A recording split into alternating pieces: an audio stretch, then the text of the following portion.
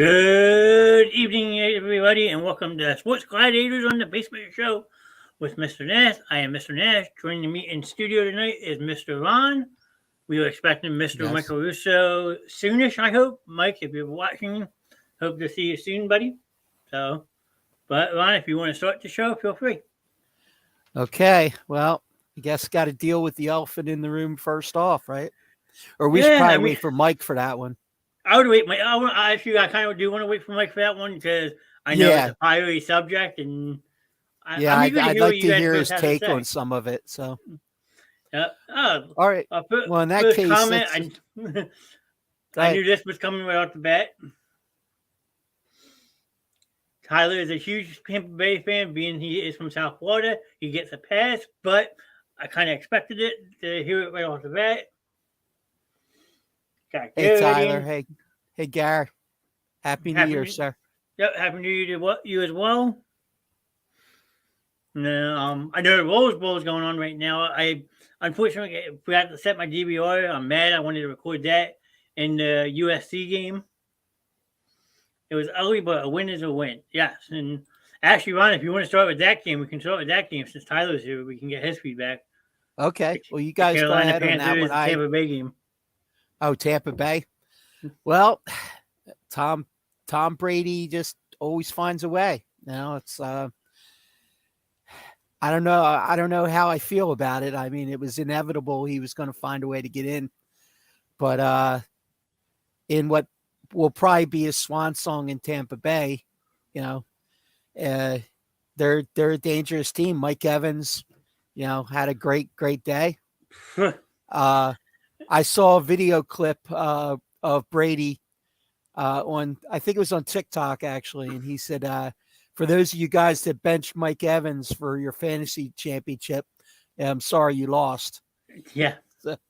So at least he had a sense of humor about it. I know I didn't have him per se in my parents' league, but I had him in my PPR league, and I think he had 47 in a PPR league, and then another 49.7 points in non-PPR league. So, yeah. Well, Trey, thanks for popping in. I appreciate it. Your wheels for Fortnite have been awesome. So, Trey is a streamer.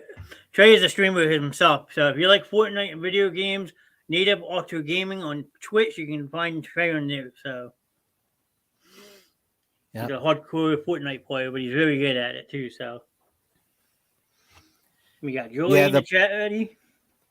Yeah, the punt was big. Definitely, Tyler. The punt was that could have changed the whole complexion of the game for sure. Oh yeah, absolutely. I mean, they even said right on the broadcast it was a game saver. So. Yep. Yeah. But I just couldn't understand the whole logical thing behind Carolina's defense only playing man on Michael Evans. Even after he twitched you for the first two, you would think, okay, maybe we have to double team this guy. But he didn't, so. Yeah. What the hell happened? Chris, that is a wonderful question. I mean, they ran the ball 2 times in the first half, and then once they got it going in the second half, it was pretty much too late. They're behind. They're trying to catch up. Yeah, and they were more than happy to challenge Minshew to throw the ball after they saw that he just didn't have anything going. Huh? I mean, he did have the one really nice pass. I give him credit to AJ Brown along the sidelines, but it was an ugly game. I really want to say this when Mike's in here. So yeah, they didn't have JC Horn, but they put Josh Norman in, so it helped us win. Regardless, the Panthers with the number curve. Oh yeah, Steve Wilkes will, I think, be back for next year.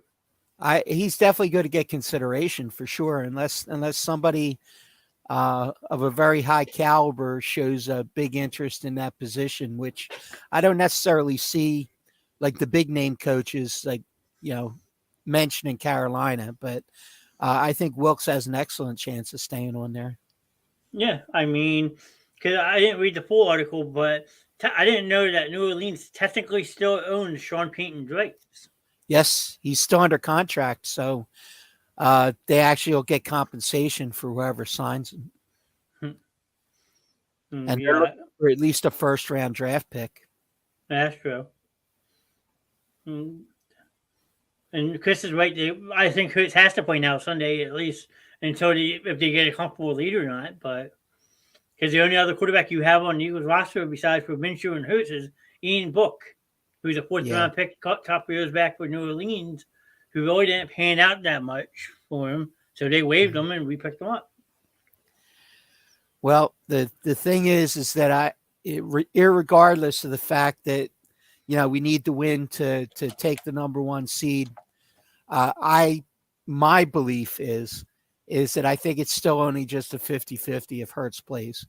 I think that they chalk up this game that we just finished with as just a bad game for Minshew. I mean, he showed he can play in this league, and he performed more than enough to win against the Cowboys.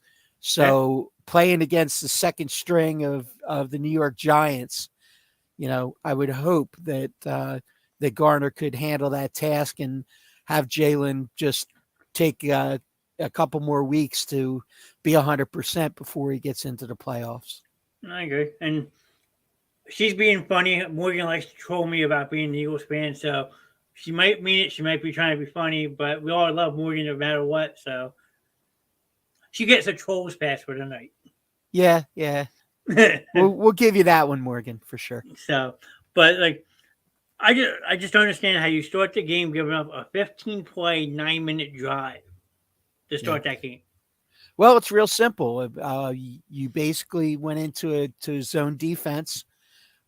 You gave him, let him walk down the field, and I mean the majority of the first half was just.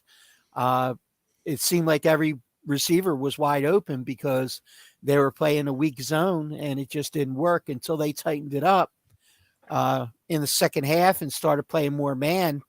And actually getting up on the line is not only when they started defending the pass better, but also when the running game started to come alive a little bit, and also that the fact that you had a situation where they could actually mix it up and run some options and some what passes off as an RPO with Minshew in there. It's not really the same as when Jalen's in there, but at least there was a threat of the run, which opened up the passing game a little bit. But by that time, they'd pretty much dug themselves a hole.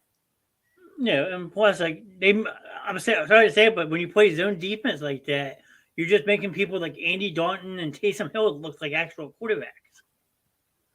And that's the crazy sad part is Andy Dalton and Taysom Hill started the game 14 for 14 before Andy Dalton made a bad pass. You might as well call it a reception because someone else called it, but it counts as an INT. Yeah, what kills me about Taysom Hill is that too many times a team goes into playing New Orleans, and I mean you've got all the tape on him. You know what he does, you know what he's capable of, and yet he still gets ignored a lot, and he just goes crazy on teams. Yeah, well, he's one of those type of players that can do it all. Play special teams, he can play receiver. He's a running back. He can pass. Like he's on the punt. He's on the punt cover team too. Yeah, I mean he almost blocked a couple punts yesterday. Yeah, I mean he's just a Swiss Army knife kind of guy. Yeah. Sheldon's here already. I can see the woo from Sheldon. Sheldon's in the chat. Sheldon, I will get to a Cowboys game in a couple of minutes. I have some interesting things about that one. And then, he's nicely said, Chris. If they beat Dallas last week, we're talking about it. Well, sure, but we're not as upset as we are about it. So, and then I'm not buying into like people say that the NFL is scripted. Sure, Vegas might have some pull in it, but you can't say that a professional game like football is scripted. Yeah, I mean you could always make a case for stuff like that, but I think that the reality of the situation is that the games are the games. I can't see that you have a 53-man roster on each side that are all in on a conspiracy. It just doesn't seem like it's something that's possible. No, even though they did make a funny Buffalo Wild Wings commercial with that whole Daniel Jones thing last year when he tripped over his own feet. Yeah, yeah, That was hysterical. I must say that. yeah. That never gets old.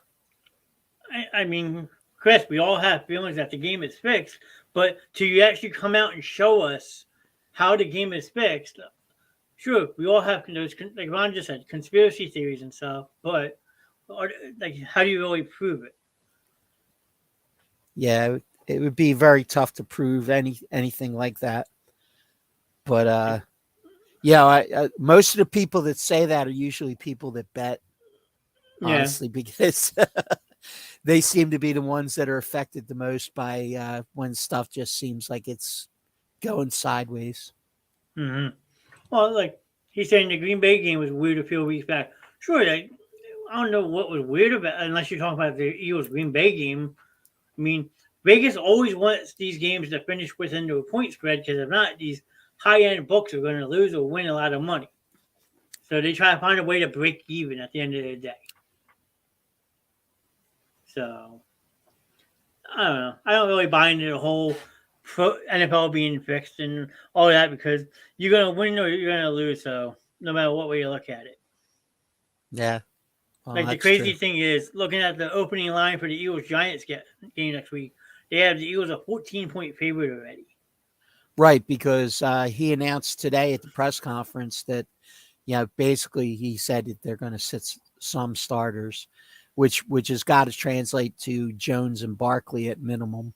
Yeah. So, and the fact that there's still a possibility that Jalen plays, which I hope he doesn't, but um, it's still but kind of out there because he did practice 2 days last week.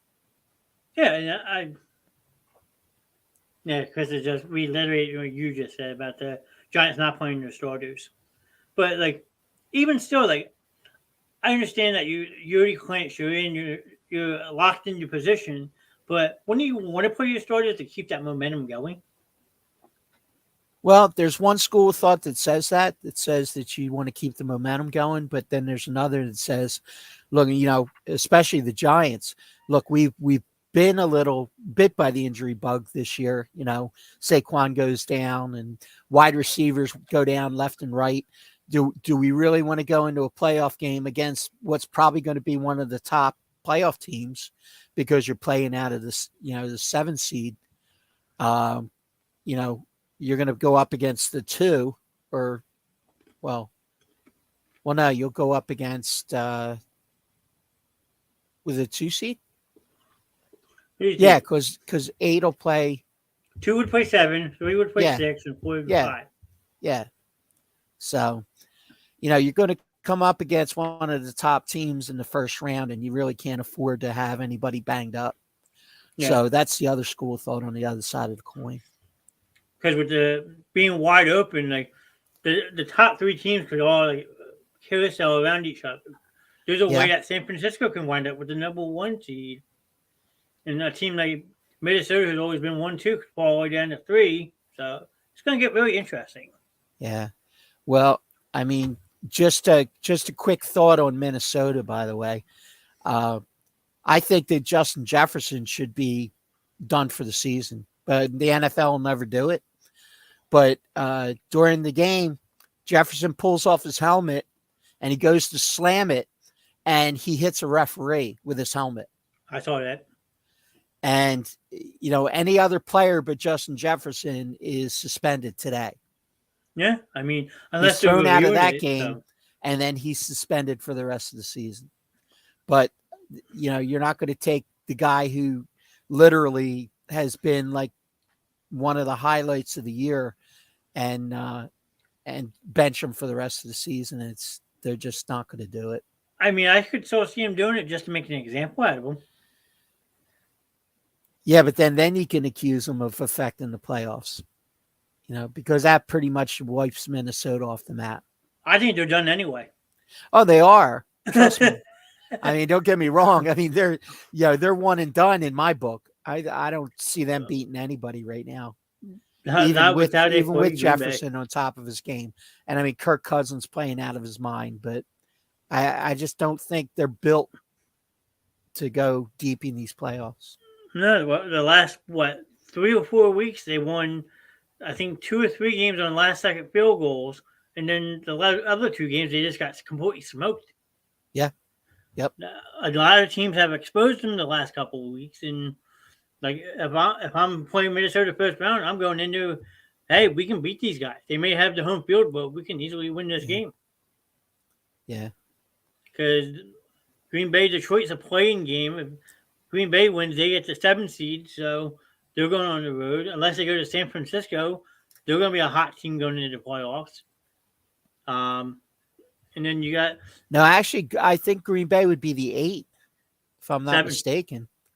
They would jump the Giants. No, Giants are 6. I thought the Giants were 7. No, there's 6. There's 7 teams that make the playoffs in each conference. That's why only the 1 seed gets a bye. And then 2 plays 7, 3 plays 2 plays 7, 3 plays 6, 4 plays 5. So, if you go on ESPN, it breaks it down for you a little bit better. Yeah. But it's this way: if Eagles lose, we're the 5 seed. We go to Tampa Bay. We win. We get home field. We sit for a week. So I buck for the Cowboys. Tyler, that's the big question mark going into this weekend. If Philly wins, then yes, you guys would get the Cowboys in the first round of the playoffs. If not, you get Philly. Plain and simple.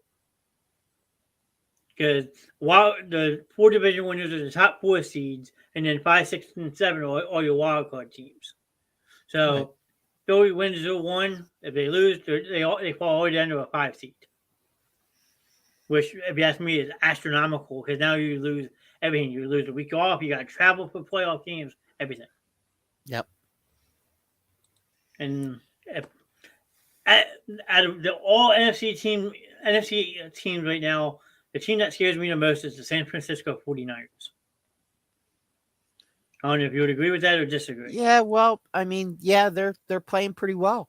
I mean, they're definitely playing some of their best ball. They're playing good defense. Brock Purdy hasn't really shown too many kinks in the armor. Yeah, I mean, they got a lot of weapons. So I mean, granted, Vegas gave them a run for their money last week, but yeah, with a practice squad quarterback. Yeah, Jared Statham. What are you using for your background? That looks good. Tyler's asking you a question. Yeah, it's yeah. I know why you're saying it looks good because it looks like Tampa Bay colors when you look at it. Well, I have another background that I'm going to be debuting soon, but I'm waiting for a part. Actually, I got a new backdrop for Christmas. Actually, my friend Morgan actually ordered me a backdrop too. So yeah, but no, I just like the flannel looking background. Okay, well he clarified it. He likes the flannel look to it. Yeah. It was just a flannel thing I had around the house kind of deal, you know. Now, Tyler, if you missed the jokes, when Ron first made an appearance, we always joked that Ron was locked in the closet. So I guess that's maybe the look he was going for, but yeah, well, I found this in the closet actually, so that's when I brought it out. You know, when I came out of the closet a few weeks ago. But Sheldon makes a good point too. Christian McCaffrey makes a huge difference for San Francisco. Yeah, but the one thing about when McCaffrey came to the team though is you started to hear less and less about Deebo Samuel. Yeah. So, you know, he was the focal point of the offense at one point, and then once McCaffrey came, then he kind of dropped into a secondary role. But I mean, he's still a great piece. Oh yeah, but absolutely. He's basically the same player. Yeah, because from a scheme standpoint. Yeah, if you get them both on the field at the same time, watch out. Good luck scheming against that one because they're both dangerous. Yeah, absolutely. Plus, they might be getting Jimmy Garoppolo back. You never know. Yep. Tyler's laughing because he saw the replays. Yeah, Yeah. if you watch the end of the year video, I specifically made that clip from the show that Ron made his introduction of when he came out of the closet. So if you haven't watched it yet, go back and watch the end of the year video and look at the clip. It says the grand entrance of Ron Tessie. It was one to watch live. It was kind of funny. Yeah, we had some fun with it. For But sure. we might have to put Mike in the closet and release him out of it since he's never here anymore. Yeah. Well, I'm sure he'll be back. He'll be back soon when he's feeling better. Hopefully. But what other games were interesting this weekend? I'm sure you have some notes. So, well, I mean, there were a few that were. Honestly, I was really focused on the NFC games. So I mean, I enjoyed a couple of them, but I didn't take any specific notes on the rest of the NFC. I'm really looking forward to this game tonight. I mean, this is the big game, Buffalo and Cincinnati. yeah, it's probably actually underway right now. Actually, Yeah. I can reach my remote. I mean, this is basically, yeah, the Broncos. Tyler, you're right. That was a good one. Yeah, the Broncos definitely gave KC a run for the money. Mahomes just made plays when it mattered. And and Russ Wilson actually played a decent game for a change. Yeah. Bengals are winning 7-3. Chris says. Oh, okay. Yeah, that's going to be interesting. That game. Yeah, because Cincinnati's been playing very well. I mean, they're hot. I was curious how Burrow was going to do against the Buffalo defense, but we'll see. See how the rest of that game plays out. But I'm a big Buffalo. Well, not a big Buffalo fan, but I've been following Buffalo all year because Josh Allen's on my fantasy team. But yeah, I got one of my teams too. Yeah, so I definitely am kind of rooting for them, even though I got wiped out. But now, if you're Kansas City though, are you kind of secretly rooting for Cincinnati tonight? Because if Buffalo keeps winning, the AFC goes through Buffalo due to a head-to-head matchup early in the season with Kansas City. Yeah. So you got to look at how they're looking at it. Yeah. Because Eastern New York in December, January, we've seen the last couple of weeks. You kind of don't want to go because you might get snowed in. Yeah. Yeah. For those of us who spent time in Buffalo, yeah, absolutely. Lake effect snow is no fun. I mean, I was up there in 2019. Granted, it was the end of November, so it wasn't snowing just yet, but it was a cold, windy, rainy day, and I was miserable. Yeah. He was wound up winning the game. They won 33-14. It was Miles Sanders' rookie year, believe it or not. It was the game he broke off that long 70-something yard touchdown run that starts the second half. And like always, the Eagles fans took over the stadium, so that place was going nuts. Yeah. They do travel well. We do. Sure. I can count on two hands now how many away games I've been doing at 6. Yeah. Thanks to COVID. That was 6. Is that yes, 6? I have 6. Oh, okay. I thought there was another one sticking out there. No, just my banged up pinky from last Wednesday. Oh, okay. That's what it was. That still bothers me. If you look, it's still one still right here. Yeah, that's not good. I learned my lesson. People don't punch bone turnstiles. They don't give. No, they do not. So, how about in the chat? Come on, Ron. How about you guys? What games do you want to talk about? Tyler's giving you a come on, Ron, because you're making fun of my finger counting. No, I can see why he has no argument because my fingers don't like to stay down. Okay. I got you. Someone's getting some medical attention for Buffalo. Can't see who though. Looks like someone on their defense. Yeah, and Josh Sweat does not have a serious injury, even though he got carted off the field. They did report that he actually wanted to get up and walk off the field on his own power, but because of precaution, they had to cart him off. But Brandon Graham, heard Brandon Graham talking tonight, and he said that he was talking to him like at the time, and then talked to him again today. And if Josh Sweat had his way, he would be playing this week, but that's not going to happen. But he very well could be in there for the playoffs. Now, did they give an injury diagnosis to what it was? Because it looked like a neck stinger. Yeah, it was a neck, definitely. It had the symptoms of a stinger because he was having he had some numbness and some like pins and needles and stuff. So they think it was just a stinger, not a concussion. He did test negative for a concussion. So well, that's good to know. I'm just waiting in chat. We're gonna talk. I mean, if Sheldon's still here, we can go to the Cowboys Tennessee game. I don't know if he's still listening or not, but like, yeah, Dallas might have won, but in my opinion, Tennessee won the war because Dallas now has a laundry list of injuries. Yeah. Like, I think they reported that Dak had like a hyperextended knee. Parsons is still dealing with the club on his hand. Yeah. I mean, I'd be worried. I'd be scared that Dallas might be more hurt than people think they are, and they could be one and done in the playoffs again this year. Well, I mean that would not be a shock.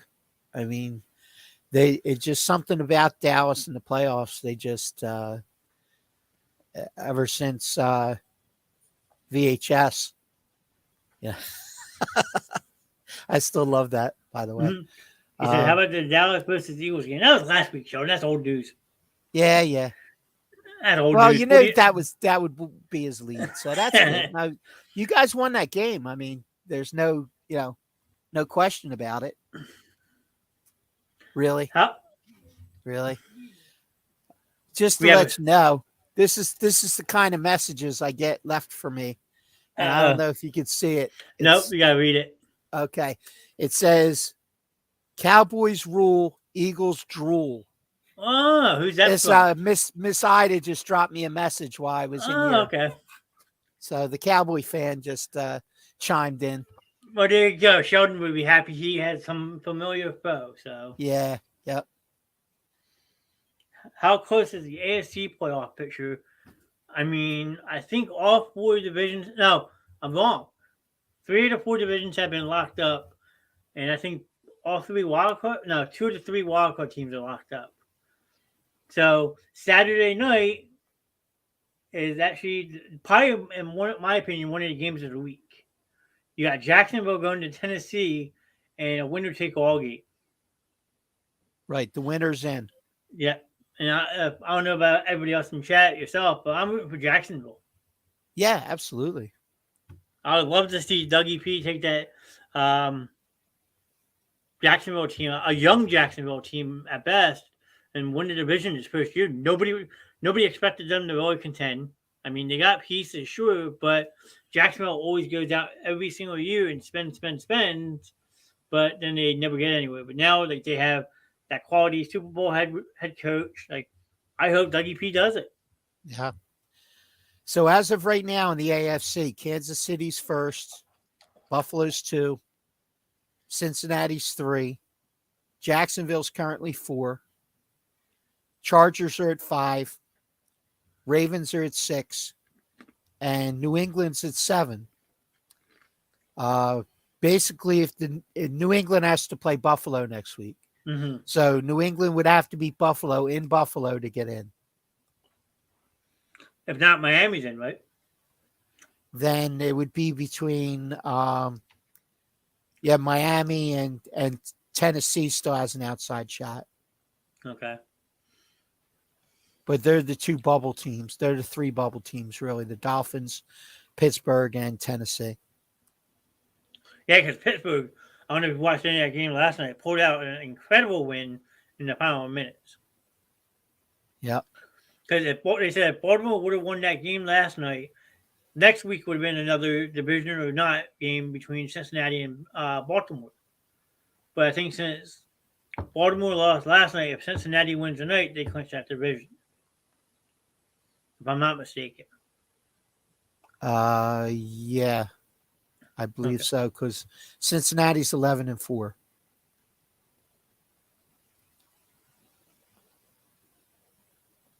So Yeah, this yeah, doesn't. I think they pretty much clinched they haven't officially clinched the division, but I think that they're a lot of things would have to happen for them not to win that division. I think Pittsburgh has a rough road to get in. Yeah. Pittsburgh has to beat Cleveland, and Buffalo has to beat New England, and the Jets would have to beat Miami Wow. for Pittsburgh to have a chance. Hmm. And I didn't see the replay. I got the game on beside me, but if anyone can tell me exactly what happened, like this doesn't look good at all. They actually had to bring the ambulance out onto the field. Yeah. I'll need to access your Pandora data to do this. Shut up. But yeah, Chris is right. There's an ambulance literally on the field. So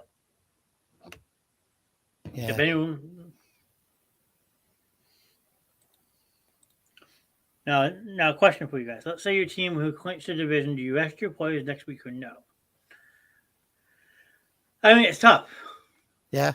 As at some aspect, you do want to rest them to keep people healthy, but in the same aspect, you don't because you want to keep that momentum going.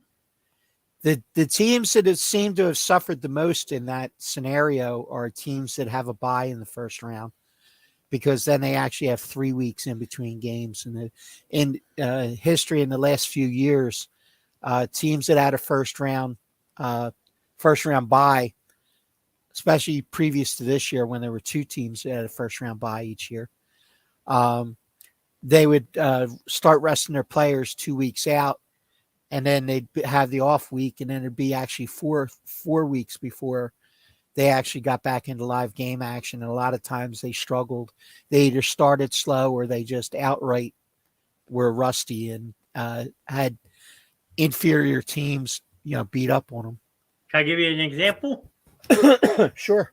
The Dallas Cowboys. Yeah. The Green Bay came in and beat them 34-31.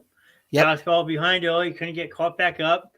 Green Bay made just enough plays and held on and won the game 34-31. Yeah. I'm gonna count to 10, and there's gonna be a really John in this chat. 1, 2, 3. Because I know Sheldon's listening, so yeah, I didn't think about that all 3 Florida teams could possibly be in the playoffs. yeah. Yeah, because if Jacksonville clinches their in Miami, like you said, needs a lot of help. Yeah. And then Tampa Bay clinched their division. So yeah. So there you go. Well, got it. It doesn't say really, John, but I got a really. There you go. But no, it just seems like Dallas is a perfect example. They get that first round bye, so they coast to the last couple of weeks, and they pay the price for it. Yeah. Yeah. Now, Sheldon, let me ask you, since we have Sheldon in here, I think you had mentioned it last week. If Dallas goes out and loses first round of the playoffs, is Mike McCarthy back next year? I have an opinion on that after he answers. No, well, you guys can both answer. I'll read Sheldon's and he pulls it up. Okay. No, Mike McCarthy gets fired, and Sean Payton's the coach of the Dallas Cowboys. Wow. There's your bold prediction for you. McCarthy goes. Payton, it's one of the teams that Payton has said that he wants to coach. So I say that could happen. So you're saying if Cowboys are one and done? Yes. Okay. McCarthy gets fired, and Sean Payton is the next head coach of the Dallas Cowboys. You heard it here first. Oh,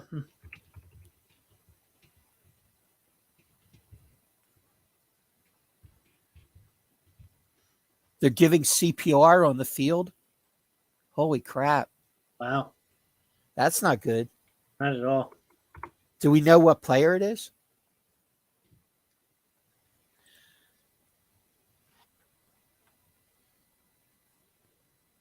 That's wow. That's scary.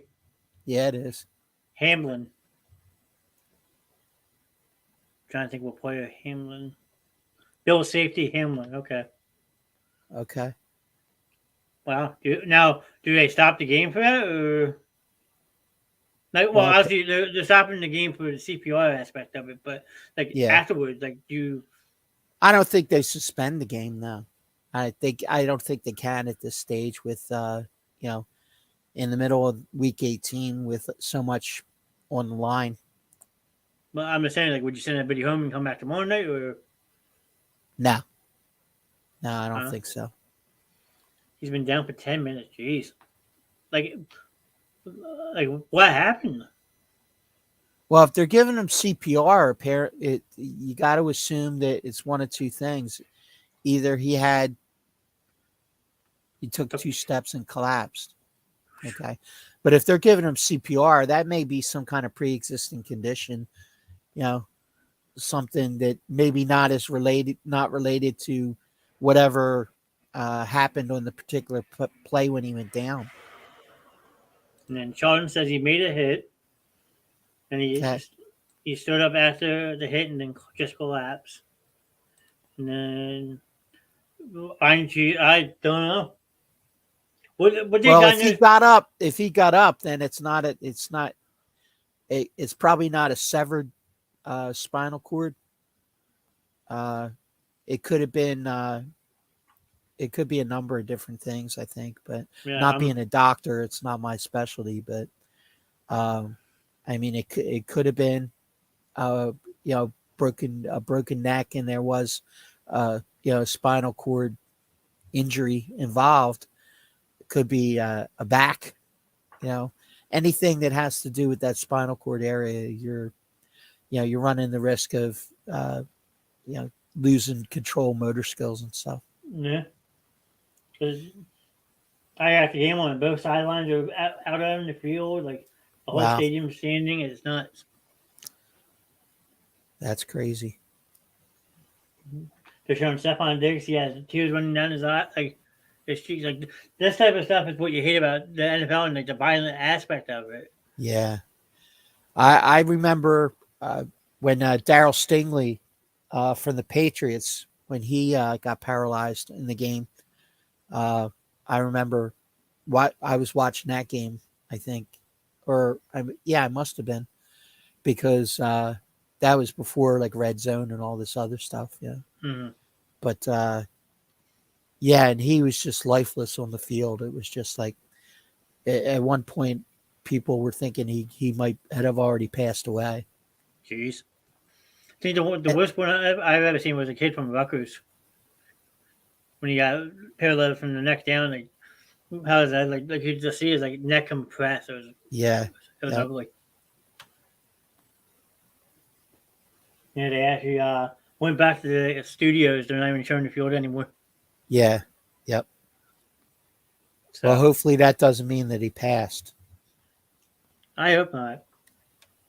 If they're doing CPR on him, obviously it's serious, something much more serious than a simple injury involved. Yeah. I mean, I see I can find something, but yeah. Damon Henry, he legit got it and then fell down motionless.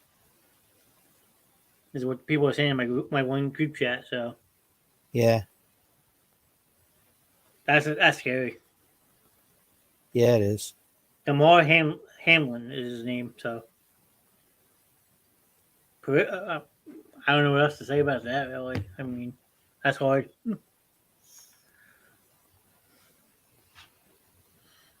And like I said, you don't want to make speculations of injuries like that, but like, yeah.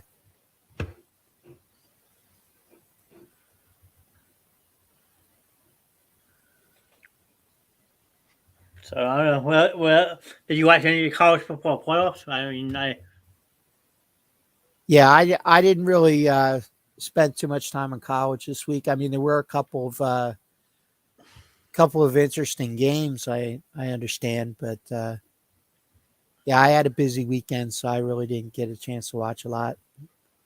well, I know TCU pretty much dominated Michigan, which a lot of people didn't see coming. Yeah. It got interesting at the end, but TCU pulled that game out, and then For the first time ever, a game ended at the stroke of midnight on New Year's Eve. Wow. I think Michigan got hosed on that touchdown too. I was saying, There's a clear touchdown, and they took it to replay, and they called it incomplete. yeah, Kev, definitely prayers for him. Yeah, Just read that they loaded him up in the air. yeah, Yeah, I mean, you never like to see that, especially being a fan at that game, seeing something like that. It's traumatizing. yeah. It is. But then what was it? Ohio State had a chance to win on a last-second field goal and then missed it with like 8 seconds left. And then as the ball is missing the wide right, the ball is dropping in New York City. So they said that was kind of like the first time ever that's ever happened. So now you have Georgia versus TCU in the championship game, which nobody saw coming. No. And then today, Penn State beat Utah in the Rose Bowl. I was happy to read that. I was mad I didn't set my DVR because I really wanted to watch it. Yay. And then the upset of the day, Tulane beat USC. Yeah. TCU by 3. Okay. Over Georgia, he's taking the underdog. Oh wow. But I'll tell you, more than one person I've talked to is pulling for TCU. Yeah. I mean, it'd be quite interesting to see. I mean, Georgia's no pushover though. No. So we'll see how Well, that this plays out. definitely punches Harbaugh's ticket out of Michigan. Yeah, where would he go though? Would he stay in college? He's heading back to the NFL. Any specific team you think? I don't think so. I think he's gonna. They had to wait till he threw his hat in because he was under contract. The college football. Until he officially announced that he was going to seek a position for him to be under consideration. Because there's a lot of big changes coming to college football in the next couple of years, and not a lot of people like him. So we will see how that plays out. Yep. Damn, LSU 63-7 over Purdue. Wow.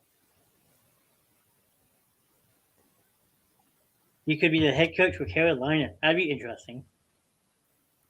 But I think Carolina sticks with Steve Wilkes for at least one more year. Yeah. I don't think Harbaugh's style of coaching really fits what's going on in Carolina right now. Carolina job, like I said, probably Wilkes, but if it's not, then it's probably one of these young first-year coach kind of guys. You know, that's probably going to be Michael. What's up, guys? What's up, sir?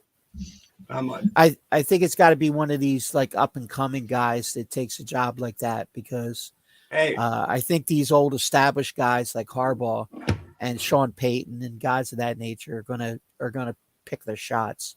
It's good that you see this dude. There's an ambulance on the field. They brought him back to life 3 times already. That's we were wondering what was going on. So yeah, Christy came down and told me about it. They had to resuscitate him already 3 times.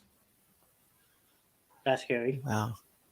I just wanted you guys to know how fucked up it is right now. I never seen an ambulance on a field. At least I can't remember a time.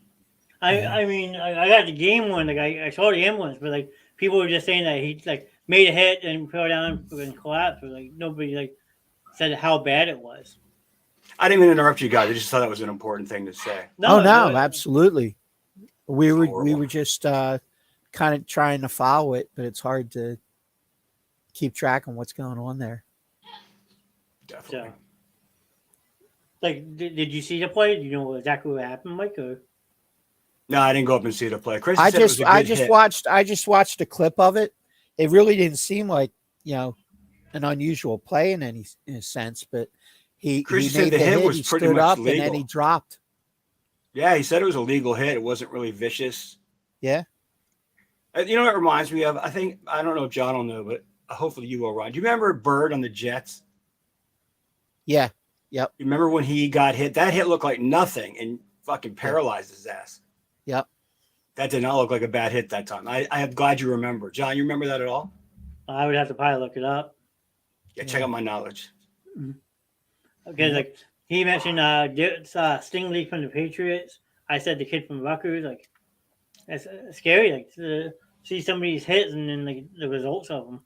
Yeah, I don't know. Ron, have you ever seen John too? Have you guys ever seen an ambulance on the field? I never have that I can remember. When Stingley got hurt for New England, when he got paralyzed, they pulled an ambulance on the field for that. I remember. And I think for the Pittsburgh guy too, for Shazier. Oh, that's right, Shazier. I forgot about him. Yeah. I think do they did remember for that. that too. Yeah. What is my wife flipping out about? I don't know. I don't know, but like, I guess they're going to try to resume this game though. So Yeah. Chrissy's just saying that. She goes, I don't know how I could play after that. no, it's definitely hard. Yeah. 'Cause it's going to be in your mindset. Both teams are crying. She said, and I was just like, damn, that's tough to play after that. Yeah. Well, It's kind of it, and it's a strange comparison, but I mean, it's almost like the night that Owen Hart got killed in the ring. Thanks, Tyler. That was on our first wedding anniversary. We had gotten a place to go celebrate, and we woke up the next morning. I'm like, who died? What? Because we were big wrestling fans at that point. Yeah. I was like, damn, what happened? I was watching the pay-per-view, and they you didn't actually see him hit, but you saw Jim Ross's reaction, and everything that was going on. And should they have stopped it, Ron? Should they have stopped the event? They stopped it for a while. No, I remember that part. I said, but they didn't stop the show because that's what I'm asking. Martha Hart, Owen's wife, said that she said to Vince that Owen would want the show to go on. I'll be right back, guys. So then they continued the show. I didn't know that was the reason. I didn't know that was the reason that they. I didn't know that was the reason. If she hadn't cleared it, then they would have never done it. Hey, They Tyler. would have just cut it off at that point. But because at that time it wasn't, it was an actual pay-per-view where you actually had to pay your cable company, $40, $50 to watch it. The logistics of trying to refund all that would have been crazy. Pay-per-views back in the day were like hit or miss. I swear. Yeah. You get a crap, pay-per-view, and it's kind of like, I remember going to a guy's house, a bunch of us together. And, here we go. I know exactly what you're going to bring Mike up. Tyson and Michael Spinks. And oh my God. I got up to get a beer. I walked in the kitchen and then everybody screamed. I walked back out and they said the fight's over. Yes. 11 seconds. I went to the bathroom and came back and it was over. It was so funny. 11 seconds. I was like, really? It's done. If you watch the highlights from that fight or even watch the fight, he looked scared from the bell. Yeah. He was shaking in the corner. Terrified to face Tyson. Yep. I was like, oh my God. Oh, the game is suspended? Is it? That's what there's a comment right here that says they suspended the game. Christy would know. Hold on. Here, I'll put it.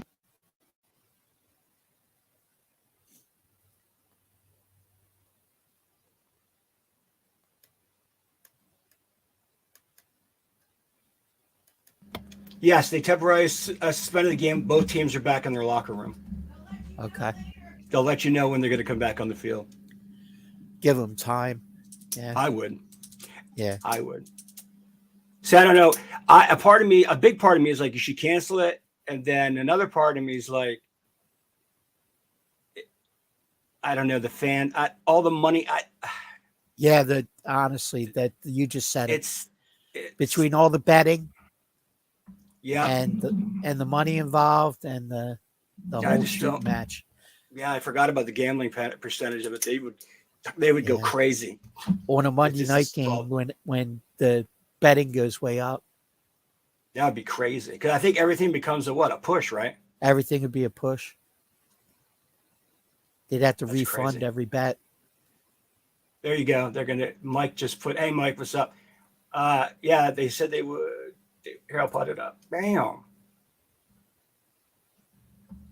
Okay, well. So they're going to basically, it's going to look like before kickoff, like before they actually take the field kind of thing. Okay. Where they take the field, you know what I'm talking about, Ron. Yep, I got you. So went to the doctors today for my daughter and my wife. She's got bronchitis. My daughter's got close to bronchitis. Oh, geez. Crazy. Yeah. Yeah, they're having respiratory issues. I was coughing like a fiend. Today's the first day my coughing is finally under control. So, Well, I had the flu 2 weeks ago, that's and right. it took me almost 2 weeks to get rid of the cough, even after.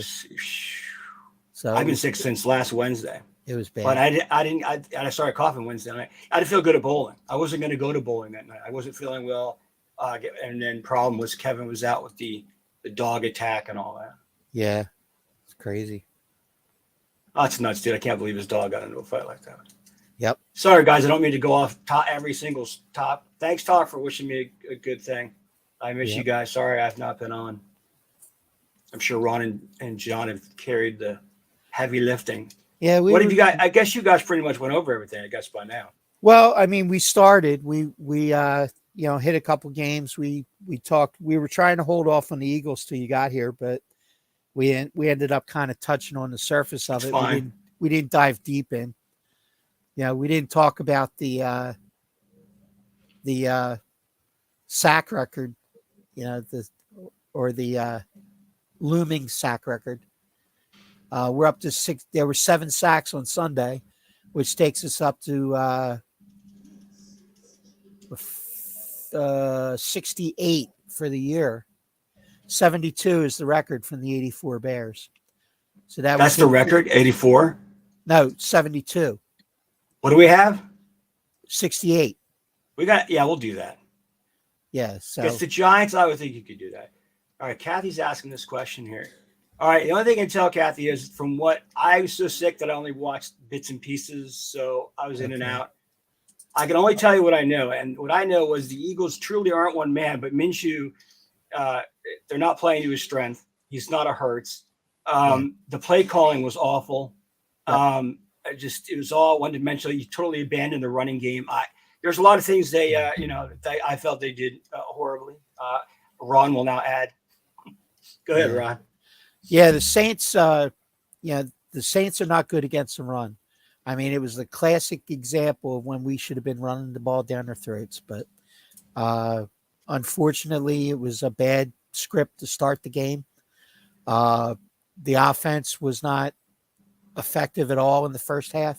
Didn't get a first down until 12 seconds left in the first half. Defense was playing zone and just getting picked apart. And they waited until the second half to start playing man. Once they started playing man, they were able to get pressure. They were able to, get the defense going, get some pressure on the quarterback. What would you go to? I don't understand why you would start the game in zone. That makes no sense to me. No. Especially with a guy like Andy Dalton. I mean, you're not so much worried about him dinking and dunking because that's what he does. He's not going to beat you deep. So there's no reason to be worried about the long ball with Andy Dalton as your quarterback. Hey, you don't have to. I mean, none of the quarterbacks need to have. I mean, none of the cornerbacks really need safety help. Well, they could, but you know what I mean, Ron. Yeah. You don't need safety help against him since none of the receivers can really go. They aren't really speedsters. I'm sorry, but that group of players, you should beat New Orleans Saints all the 10 out of 10 times. Yeah, and they dug themselves a hole, and I think that they got they got their soul ripped out in the first half, and they just never recovered from it. Plus, they were at home. I'm like, you're home. And once the defense started really, giving the offense an opportunity, and then they ran the ball a little bit, and they had some success, then they went right back away from it again. You can't expect Minshew to be able to throw the ball the way that Hurts does. Oh, yeah, I would have dumbed that package down, if you know what I mean, Ron. Yeah. So what's the Giants are probably going to sit people since they have nothing else to play for. I doubt they're going to play all their starters. The Eagles have to play their starters to get the game. So we're going to beat the Giants probably easily. The Giants coach announced today that there were some starters that wouldn't play. So he won't have. That probably means Barkley. that Jones and Barkley. Yeah, Barkley. I don't know if Jones would start the game and play a quarter, but I know Barkley's not playing anything. He will not be in there. So, Yep. if the Eagles can't be with our starters, can't be the secondaries of the Giants, then you got issues. Yeah, you're gonna have Minshew again. I mean, Hurts is. Oh God, really? I thought Hurts was going to do it. I'm guessing that you probably don't want to play Hurts. I think home field's important though. Well, it is, but you're going up against the second string of the Giants. The spread's going up to 14 points. Okay. I mean, but do you risk Hurts in a game like that? Ken's got a question for you, Ron.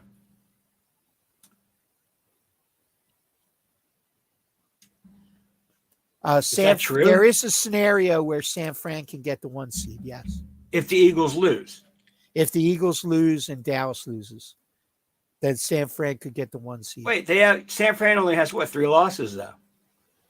Doesn't the Giants have 4? I don't. The Dallas have 4 Cowboys. Dallas can get the 1, the 2, or the 5. How did if the Eagles lose, they win? We split our season series.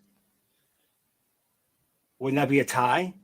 I don't know how the heck. Well, no, then it goes to the next tiebreaker, which is division record. After head-to-head. But we have the best division record. Or conference record, I'm sorry. Conference record. Conference, all right. Yeah.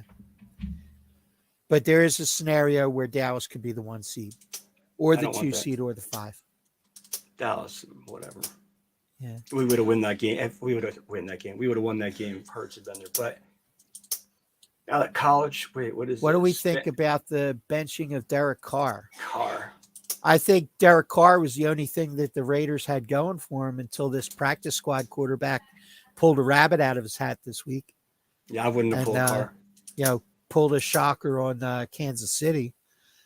But I think Derek Carr is going to get paid somewhere, and he'll be moderately successful. He'll be a Derek Carr kind of quarterback. I don't think that he's on the top tier quarterbacks, but I think that he was having a good year. Hurts doesn't need to play defense to beat Dallas, buddy. So forget Hurts. That line means nothing to me. If you're trying to talk about Dallas, we spanked your ass when you were here, when you guys were in, and you almost lost to us with our backups. Yeah. Don't worry, you'll see plenty of the Eagles defense.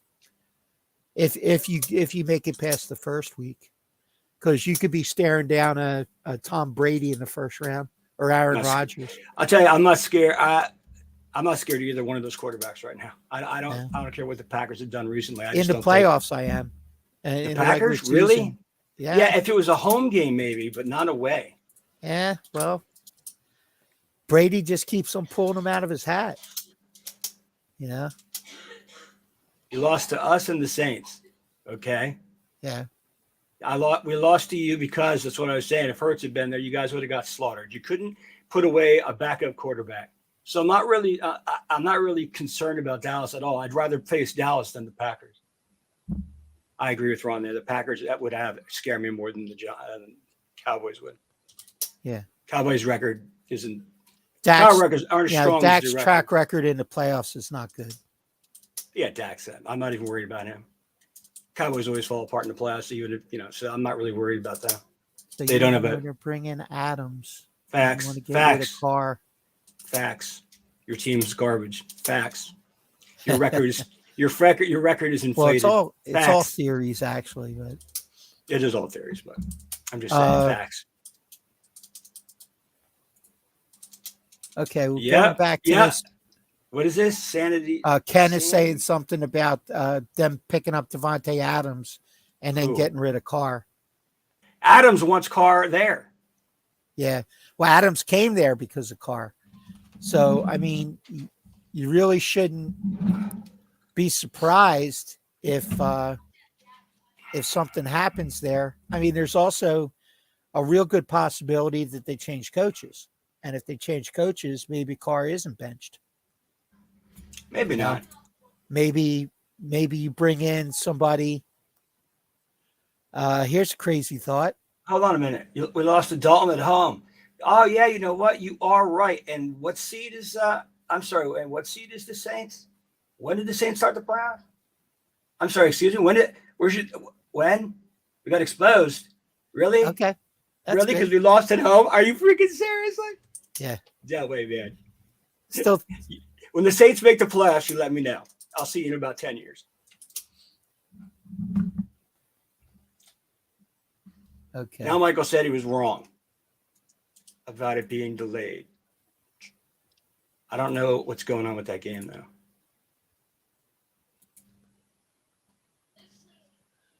So just to get back, Let me get back to this expo. You know what? There's no reason to talk about that. Saints aren't making the playoffs, and Dallas is not as good as their record, unless your record also has one less win than we do. So it really makes no difference that the Saints beat us at home. You guys haven't exposed shit. We've only lost 3 games. Chris, your question about Lane Johnson.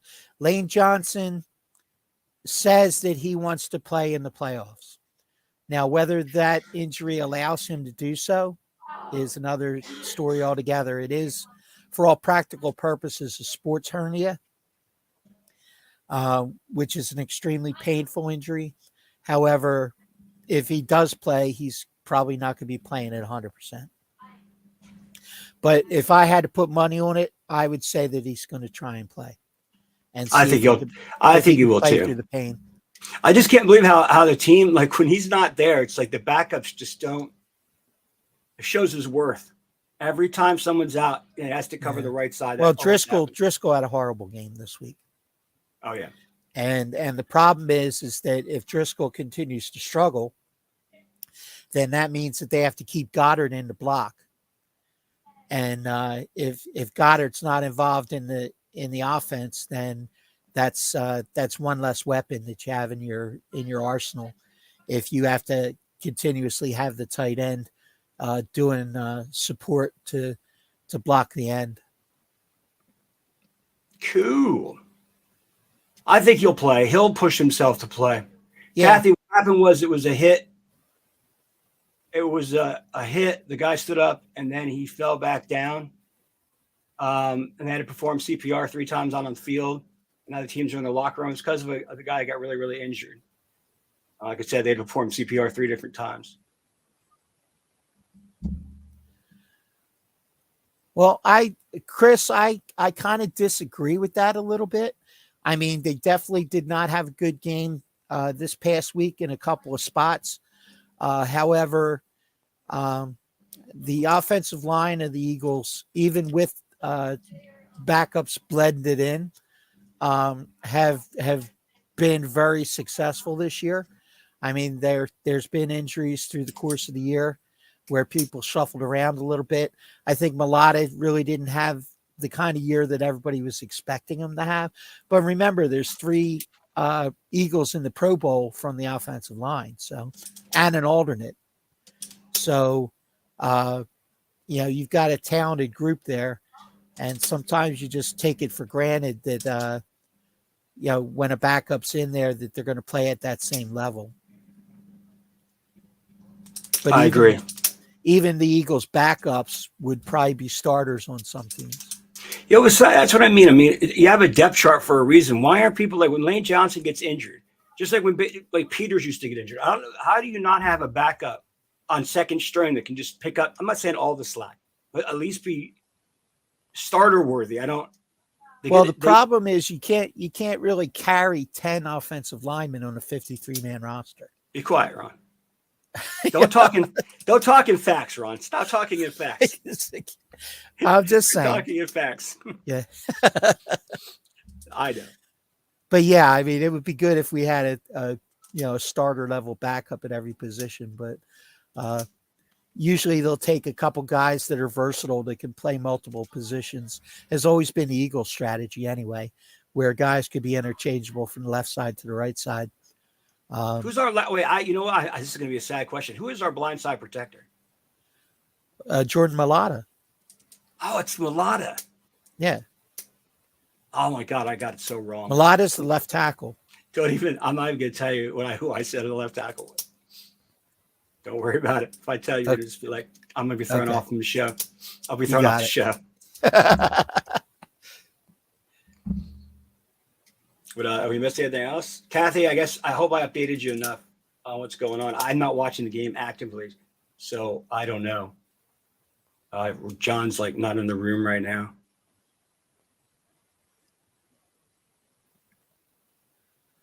I don't know. So, do we cover everything? Well, I think we covered everything on the Eagles game. Anyway. I feel bad. John's not here. Yeah. Is John all right? Yeah, I don't know. I don't have my He phone stepped next to away me. for a minute. I'm not sure what's going on. Phew. But anyway, so what else? Did you have any game that you especially wanted to talk about tonight, Mike? Trying to think. I mean, I like I said, I was so sick. I watched a bunch of highlights, but Yeah. let me think. Well, the Detroit is proven that they're. I'll tell you that Detroit looks like I wouldn't want to play Detroit. Yeah, I that's been my my dark horse team coming up, and they have a path in. You said that before, Ron. You're sticking by your words. Yep, I'm sticking with it. Here's Ken's got a question. Do you all think Eagles draft offensive line or backup QB or defense? He wants to know which way the Eagles you think will go. D tackle. I think they drafted defensive tackle in the first round with the pick from New Orleans, which now has dropped down to about 10. But you could still get one of the top Damn tackles. it. If we had beat the Saints, our draft would have gone up. Yeah. Right, Ron? Yes, correct. It would have gone up again. Correct. What would it have gone to if we had beat them? Do you know by any chance? We'd probably still be around the 5 or the 6 range. It's hard to say because with another week to go, there's just such a log jam there. It could be anywhere from like 6 to 11, maybe. So we'll have 2 picks in the first round, 2 picks in the second round. That's still good. That's still good draft capital. Oh yeah, absolutely. Now I haven't. I look at when they get. I like watch Penn State all the time, so I do understand. I do know players and who they could come. Hey Kelsey, what's going on? Good to see you. Okay. What was I going to say? So Ken, the reason why defense is because you've got on your front 4, you got Fletcher Cox, who's done after this year. You've got Joseph, who you might re-sign for another year if he's affordable. You Happy New Year, Kelsey. You got Sue, who may or may not play next year, but you're going to have to sign him as well. So you've got some age up there in the front, and they need to replenish before those guys just drop off. They're pretty young at linebacker. They're pretty young in secondary. But up front, where they're really depending on the majority of the pass rush, they need to get some fresh legs. That's all right, Curtis. Welcome back, buddy. I haven't seen you in a long time. What's going on? Happy New Year. Happy New Year, Kelsey. Happy New Year. Happy New Year to everybody. I hope John's going to – I feel bad. Yep. Well, he had just ran in from work when we started the show, so I had last minute issues I had to take care of. So so he might just be handling something. Happy New Year's, Curtis. So Happy New Year's. So do you, Mike? News came out this week that Sean Payton is actually still under contract to the Saints. Yeah, I didn't know that. And that the Saints are asking for at minimum a first-round draft pick to allow him to sign with another team. How many years does he have left on that contract? 2 or 3. Oh God, can't sit out 3 years. That's wow. Yeah, he had just signed an extension when he left. Why did he leave then? I don't. If he thought that. I don't know. There was a lot of different stories about that.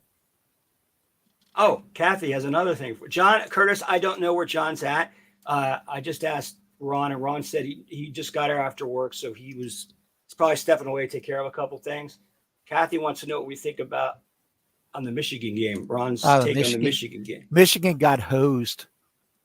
on that touchdown, what they said wasn't a touchdown. I watched that replay a few times, and that's a catch any book. I don't know how they turned that back. But overall, I think that was a close game. It, went back and forth. I think it's definitely the end of Harbaugh's time in Michigan. I think he's definitely coming back to the NFL somewhere. I don't know where. Ken's like, he has 2 years left and may go to the Raiders. I'm assuming he means Sean Payton. Yeah. That's the job he'll go after, the Raiders, you think? Well, like I said, we just talked about this earlier. I made my bold prediction. If the Cowboys get bounced in the first round, McCarthy goes, he gets fired, and Sean Payton goes to Dallas. No, I can't see that nightmare. That's one of the teams that he's mentioned that he would be interested in coaching. And Jerry Jones heard that, and he got his checkbook out, and he's just waiting for the word. Really? Yes. Ken also says that he would do McDaniels as an offensive coordinator. Yeah, I mean, there's been talk that Peyton's already talked to some people about being on staff, so you never know, and you never know who's going to be available. Come Black Monday, when all the head coaches a week from tonight get fired. So we talked about that. Did we pick Denver's coach to get fired? Didn't we? Yes. Yeah. We all got an agreed on early that. gift on that one. We said Jeff Saturday was going to be fired. He's gone. We said Lovie Smith probably. I would give Lovie Smith another year. Yeah. But I don't know. Hey, John. Yes. I have to write you something important in private chat. Okay. Yeah, so I had a quick phone call to answer. My bad. I want private chat. Okay. Nobody can see this, right, Ron? Dan? Nope. Okay. You were good. Yeah, I answered a quick phone call. Sorry, everybody. Hope everyone missed me. Yeah. Well, we were just talking to, interacting with some questions from the group chat. Anything good? Yeah, a few different things we were talking about. We were talking about, we got on a little bit of tangent about the Cowboys, and we had a little back and forth going on. So, Well, I'm sure you don't know. I'm sure you don't know by who. I found out he has a pulse, but is not breathing on his own. Okay, Chrissy just said that he has a pulse, but he's not breathing on his own. Wow, that's scary. From tonight's game. That's definitely scary. Did you check it out, John? Looking now, sir. Why? I had to, dude. Mike. I had to. You trust me on this one, please. Trust me. All right. I'll send you. You and Ron can talk. I'll write you details. I'm reading the comments. You're good. Just keep talking. I got the comments. All right. Well, how come they all disappeared from me then? Just throw up. You just got to stroll up. All right. So we were talking about, we just went back to Sean Payton. I can't see him. Possibly being the pick if Dallas has an early exit. I mean, that makes sense because Dallas is out of the teams that he's considering. Dallas is the most ready now team to win. Yeah. They just maybe missing a piece or two, but yeah. And maybe one of the pieces they're missing is a good head coach. I mean, but how many good head coaches could you go? Because if you, cross Jason Garrett off the list, obviously he isn't good, but Wade Phillips never won anything in Dallas. Mike McCarthy struggling. Yeah. What was the last winning head coach? Barry Switzer in '96. And could you really say he coached a lot? No, I mean, I would think that was more Dave Campo coaching the offense and stuff, but Yeah. That was all coordinator driven, I think. yeah, Yeah. you can really make that argument. You're right. Yeah. So, So, do you all right. agree with that, Mike, or no? With what? I'm writing you stuff. I'll read it later. So worry about it. About last time Dallas was winning. Irrelevant. 1996, right? With Barry Switzer, Dave Campo. Who was What do you the guys- What were you guys asking me? I'm sorry. like what else does Dallas need to be a win now team? Did you have all the what kind of pieces do you need? So what do you think, Mike? What does Dallas need? Dallas needs a lot of stuff. Like what?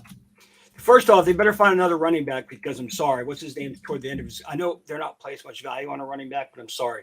There needs to be somebody lined up for him to replace him. Sorry, just what they do? They got Tony Pollard. They have a good 1-2 running back right now. I know, but is Pollard the one that's going to take over for him when he continues to slow down? That's their the way they're going. I mean, he's playing like it. Yeah, Ron, do you agree? How long is Zeke still under contract? Another 2 to 3 years, I think. Really? Wow. I don't know. He's definitely, had some injury issues, and he just doesn't seem to be the same guy. He's lost a step, I think. But yeah, Pollard had a great year. I mean, Pollard. All right, then I guess I'm wrong. I think Pollard proved that he could be, decent, but it could just be because of the tandem.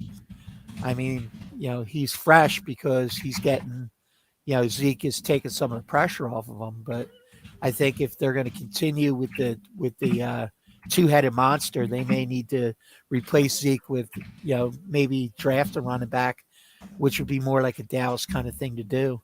Yeah. To draft a running back to complement Pollard.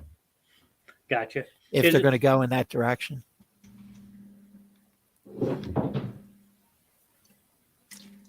Okay, look, I'll be off for a little bit. I'll see you guys I just got to take a break. I'll be right back, but I just got to get something to drink and take a break. All right. Okay. See you guys in a couple minutes. Yeah. Okay. But Sheldon's saying that Zeke has 2 years left on his contract. I mean, that's a pretty big bullet to bite. If you want to get rid of him because you gave him all that money, unless the 2 years are backloaded and he doesn't have any guaranteed money left on the deal, then sure you can shop him and get out of that contract. Yeah. But I mean, it almost pays him at that point to just keep him and just kind of give the emphasis to Pollard, and have Zeke kind of take that secondary role. And then Kenneth says defensive. Now, they're pretty set up front. I mean, you're going to lose DeMarcus Lawrence at some point. Michael Parsons is there for the entirety of his career, of 10, 15 years. Michael Parsons will never put on another jersey as long as he's in the NFL. We can all agree on that. You would assume. Now, I think the weaknesses on the secondary, aside from Trayvon Diggs, is the defensive backs. Yeah. So, do you make a point of emphasis this year to load up on secondary help and help someone like a Trayvon Diggs and build that secondary around him for many years, or do you start over and maybe shop Trayvon Diggs and start over? No, I think they hang on to Diggs. I think Diggs has proved himself, and they, if they can work it into the payroll, with the money they're paying Dak, it did hurt them in a couple positions that they had to let some guys go.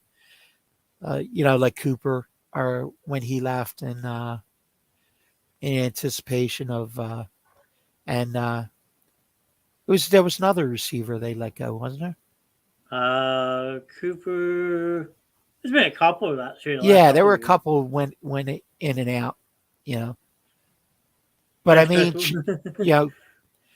typically, the Cowboys' offense is a run first kind of offense, but then when Dak's playing well and he can get the ball down the field, then the one weak point I think that is showing for them is for years they were so strong on the offensive line, and they, between injuries and free agency this past year, I think that they lost, 2 or 3 guys at one point on the offensive line and if you really have to count on Dak moving around, I don't know that that's the ideal situation for him as far as the passing game's concerned. He's not as good at throwing on the run as some other quarterbacks may be. True, because you think about and now going back to the coaching, if he gets fired, you might also lose your offense and defensive coordinators too. Because I think Kellen Moore gets offered a couple jobs, and Dan Quinn's obviously going to get considered for a head coaching job somewhere. So yeah, and if they lose him, they could have a problem too, because I think he does a decent job there as defensive coordinator. So Sheldon says they need one more corner opposite of Diggs. And you said Ken's like, honestly, it's like my Raiders in defense struggles in defensive coaching. So no more NFL games this week. I guess they're not going to resume this game.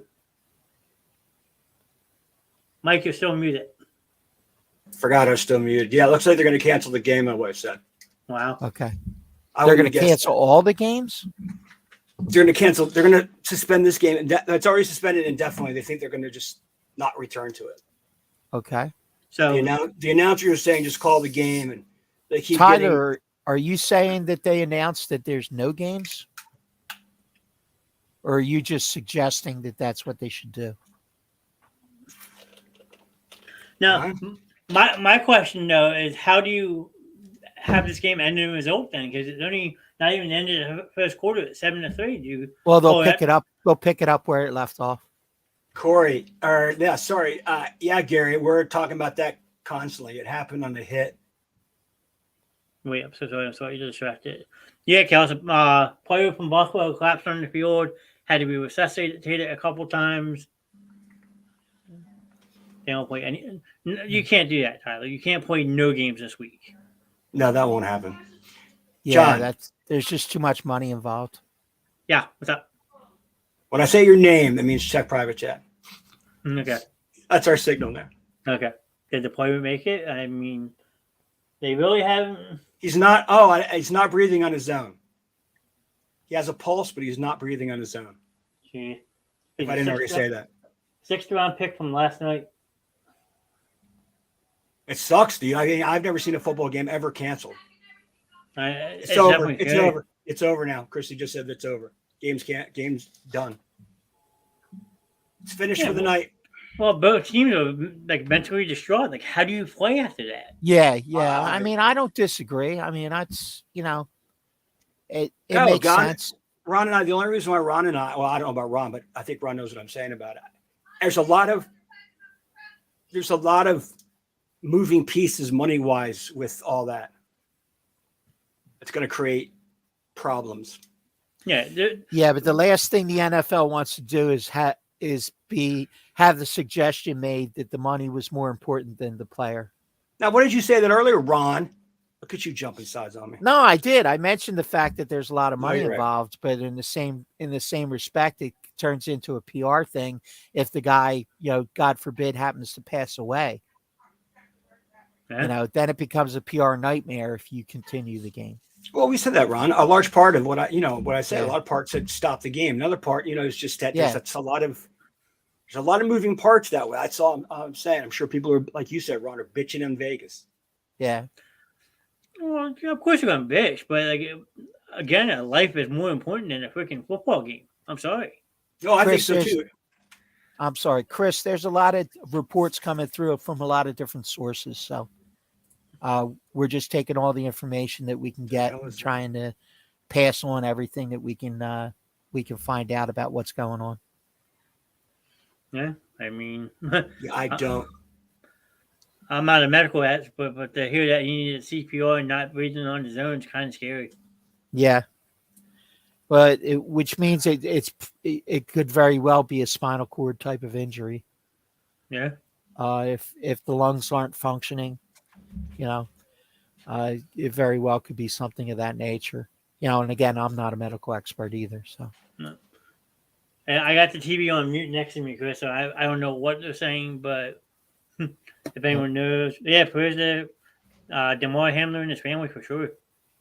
Ken nailed his on point. Yeah, Yeah, everybody. I wish him prayers. I am going to send out prayers. Prayers, like Ken just said, prayers to him and his family. I hope that he doesn't. I hope that it doesn't get any worse. I don't want to say absolutely, absolutely. Yeah, it's definitely scary. Yeah, I agree. Yeah, I don't care. There's a lot of money in there, but they shouldn't play any more games. I don't care about playoff bases or nothing. Yeah. Well, at the end of the day, like the NFL is going to look at the big picture. Like Ron said, you got to obviously put a player safety first and stuff like that. Like it sucks to see happen, but I don't see a whole week of games being canceled. I don't either. I don't think that'll happen, but I think that there'll be a moment of silence in every stadium. Oh, I think that they'll pay tribute in every stadium to the situation, and they'll try and handle it as delicately as they can. But I think they'll definitely stop short of canceling everything, especially because it's the last week. We hear any updates? We should. Yeah, we will, Kelsey. We will. I'm checking. I'm constantly checking to see if anything else news coming across. So. Yeah, I have my other sports window open. Yeah, I'm saying I've never seen CPR in the field. I don't think many of us have, honestly. Ron reminded me of one that I do remember, and the other one Ron remembered I did not remember. Yeah, like we all see people taking that on stretchers and stuff, but like to actually have a physical ambulance on the field is a very rare occasion. Yeah. No, that's Ron knows about. Ron, give me the other ones that were done there. We talked about Darryl Stingley and the New England Patriots, and that was an ambulance that day, and then Shazier from Pittsburgh. Yeah, that's the one I remember. Yeah. So with this accident, how does this affect the playoff picture in the AFC? I mean, it just really affects the top of it. Well, no, because Cincinnati hasn't won the division yet, so yeah, it affects a lot. It does affect a lot, and that's why they're going to have to resume the game at some point in the very near future, before the end of next week. And then, depending on when they do get the game in, if I had to guess, I would say you'll probably see that maybe turn up on Thursday night, because there wouldn't be a Thursday night game this week. So maybe they turn that into the Thursday night slot, and then they can still have the results before you roll into the playoffs. But the playoffs are probably slated to start on Saturday, though. Well, this Saturday is the last week of the regular season coming up. Yeah. But then the following Saturday will be the beginning of the playoffs. Yeah. Have any of you ever seen a game stopped?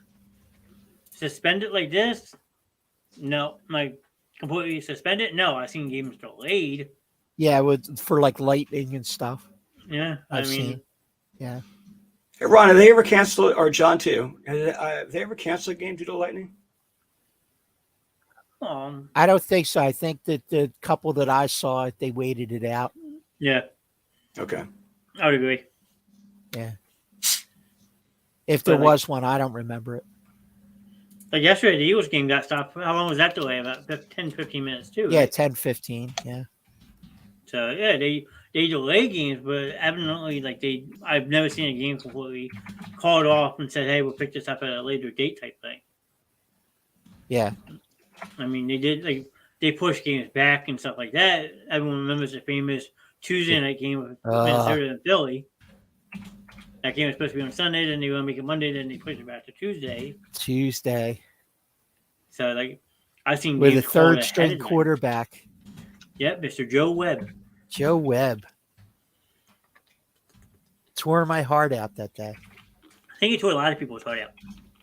Huh? Sorry, I was distracted. What's going on? Official now. The Tuesday night game. They'll get together and decide when they'll play again. Hold on.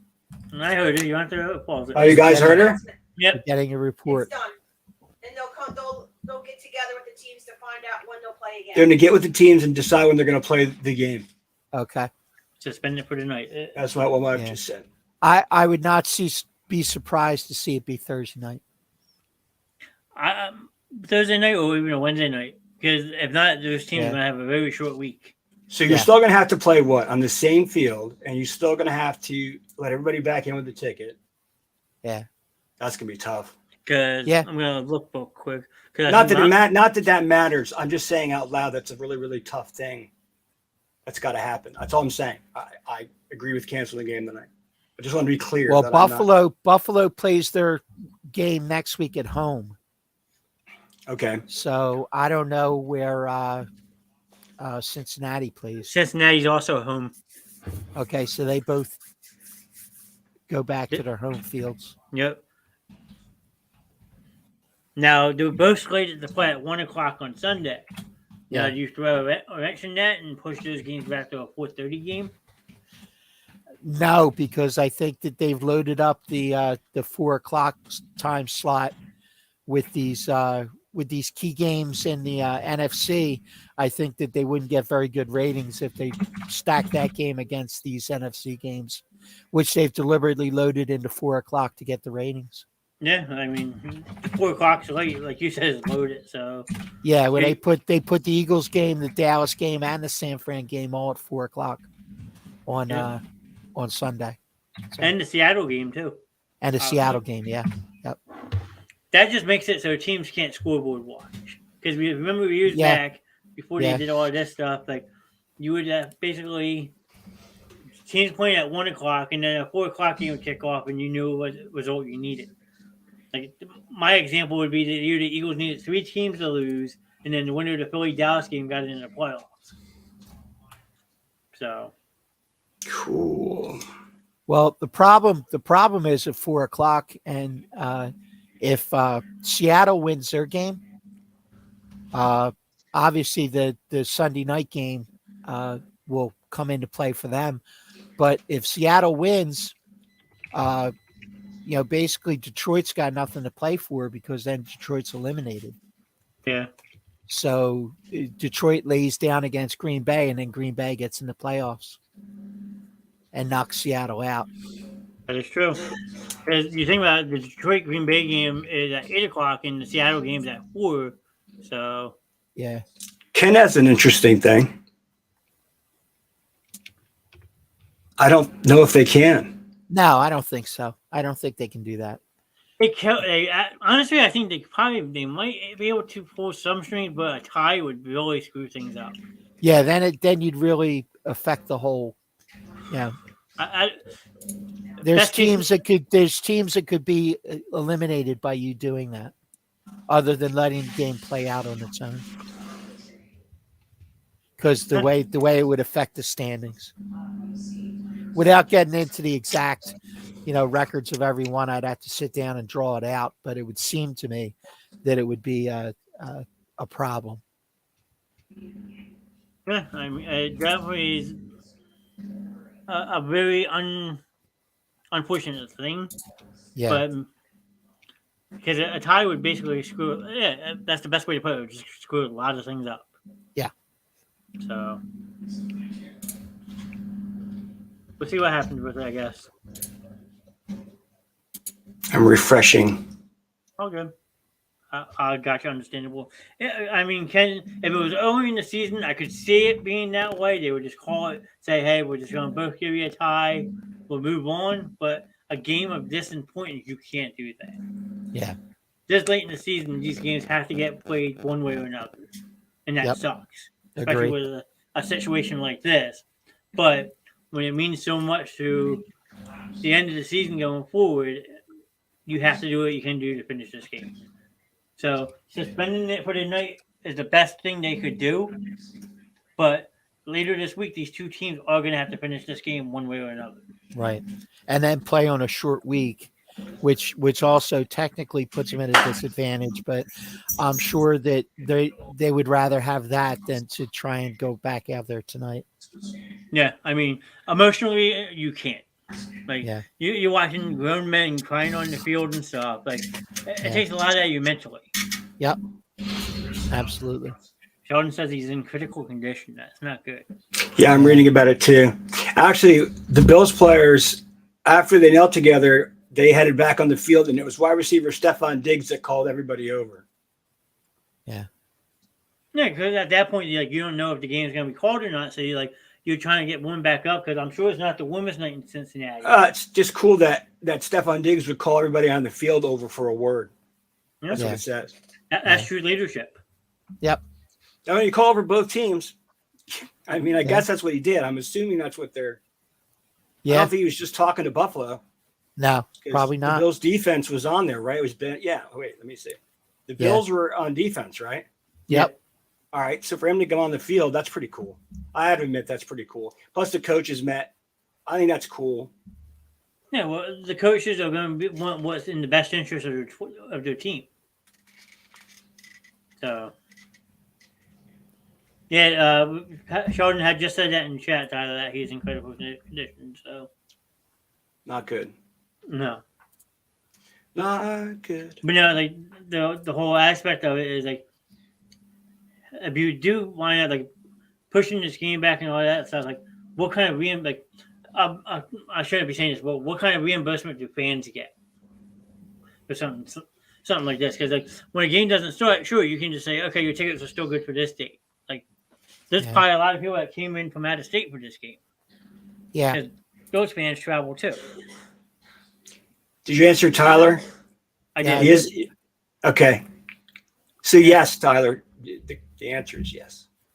And it's scary. I mean, you never want to see a professional athlete in critical condition like that. So you want to see? Hey, you can see that on a weekly basis. Come watch me bowl. Yeah, look at my hand. That's probably an example too, Mike. Yeah, John. I'm not used to you punching things. Yeah, well, I paid the price for it. Look at my hand. Oh my goodness, dude! It's worse than it was Wednesday. I know, and I've been icing it every night since. I haven't wrapped it at all. Maybe I should do that, but Pepsi sponsor us. Hamlin's mother was at the game and rode with him in the ambulance to the hospital. Yeah, they came down from the stands. I was like, damn. That's when you know it's not good.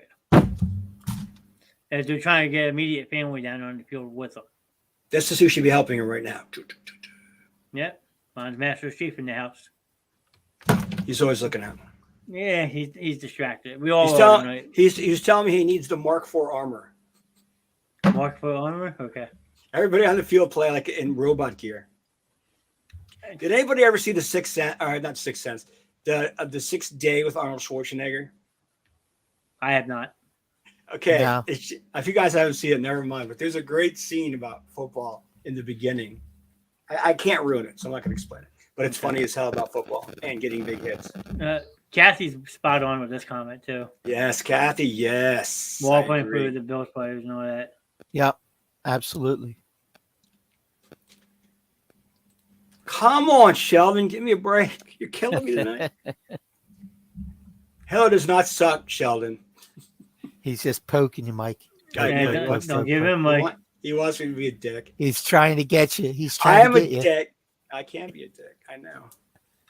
But that's why I will say this, Sheldon. I will say this about Halo. I have not played Halo Infinite at all.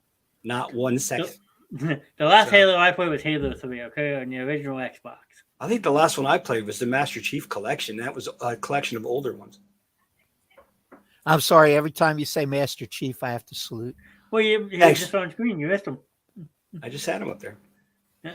Praise for Handler and D. Yep. Yeah. Sheldon. Sorry, guys. Or is it no good? I see it. Now I understand all. Sorry. So, him was in critical condition. Chris is saying the same thing. So Anything on the update? Yeah. He's just in critical condition. All right. Thanks, babe. Scary. That's probably all the information you're going to get until tomorrow, more than likely, because they're probably going to be working on them for some time. Yeah. Fix my sound bar. At least trying to get him stabilized. Yeah. Get him breathing on his own. That's the key. That's the biggest thing right now. Yeah. Because the longer you're on the ventilator, the worse it is. Yeah. Yep. Wow. Donovan Mitchell of the Cleveland Cavaliers dropped 71 points tonight. Wow. Who did? Donovan Mitchell. Basketball. Wow.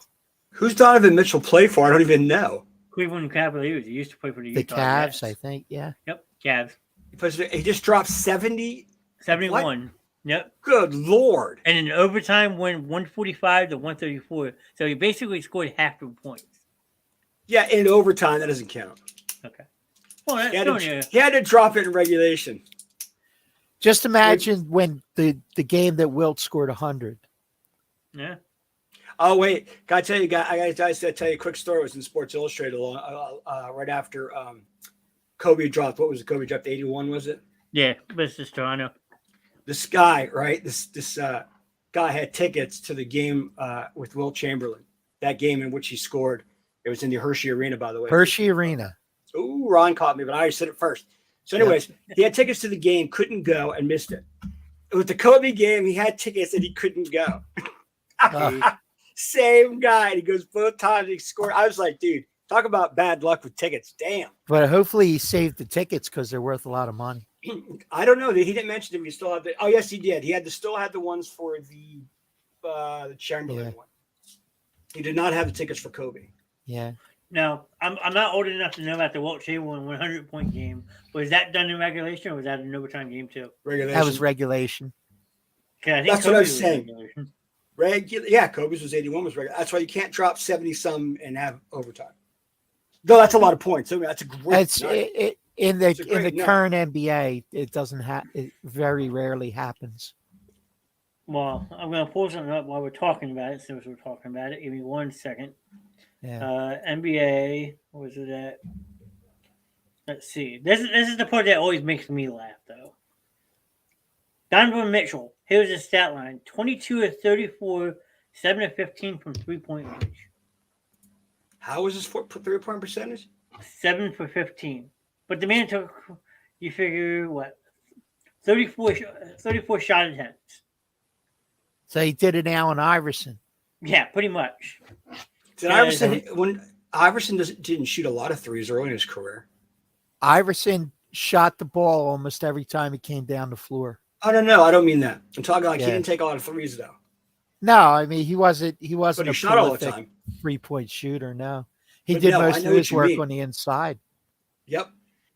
I like that. By the way, I like the NBA back then than I do now. Okay. So.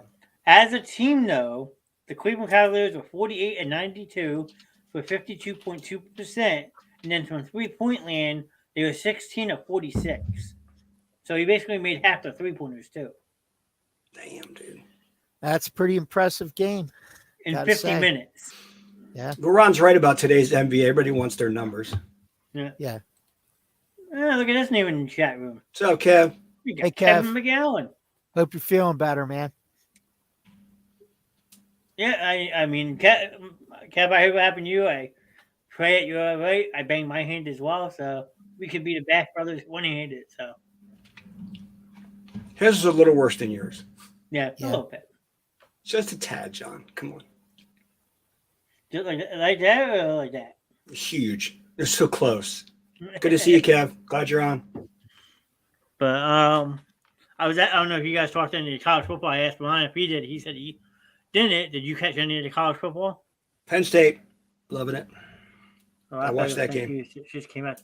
Good to hear, Kev. Good. He said it just came out the other day. Kev, just let you know, there's a rumor going around that you were in a coma. Just wanted to let you know that. What? I didn't know I've that. tried, when it first happened, and I've been trying to tell people that you were never in a coma, but I guess there's a word out there. Glad your stitches came out there, dude. I'm glad you're feeling better. But I did hear Penn State won today. Yep, the 35-21 over Utah. So we're happy about that. And how about the upset of the day? USC. Tulane Greenway beating USC. Yeah, USC. That was. I only watched the highlights of that game, though. That's all I got to see, too. But Joe Putt. All right, Sheldon, we agree on that. So what was Penn State's record this year? They finished, I think, 12-2. Yep. Only 2 losses. And what? Michigan and Ohio State were the 2 losses. Yeah, they always lose the 2. That's 2 of their biggest games. Well, yeah. How they beat Gloucester Catholic? I'm just figuring. Who? Some of those powerhouses they have in the early part of the year. Who? Penn State. They played Temple this year. Yeah, we did. I wonder if we did play Temple this year. We didn't. Beat Purdue, the Ohio Bobcats, Auburn Tigers, the Central Michigan Chippewas. Ooh. Northwestern Wildcats. Ooh. Then Okay. What's everybody to bring up? The SEC and all those other conferences? We are No. mediocre. Yeah. Yay. I love Penn State. The only thing we'll never see as long as Franklin's in charge is a championship. The U. That's right. I forgot wrong. That's ACC. Then, That's not all I He have hates to Penn say. State. He hates That's all I Penn have State. to say. ACC. That's not SEC. People always got. They always say the Big Ten conference is weak, and they've got people got an argument for that because like I just said, Franklin blows.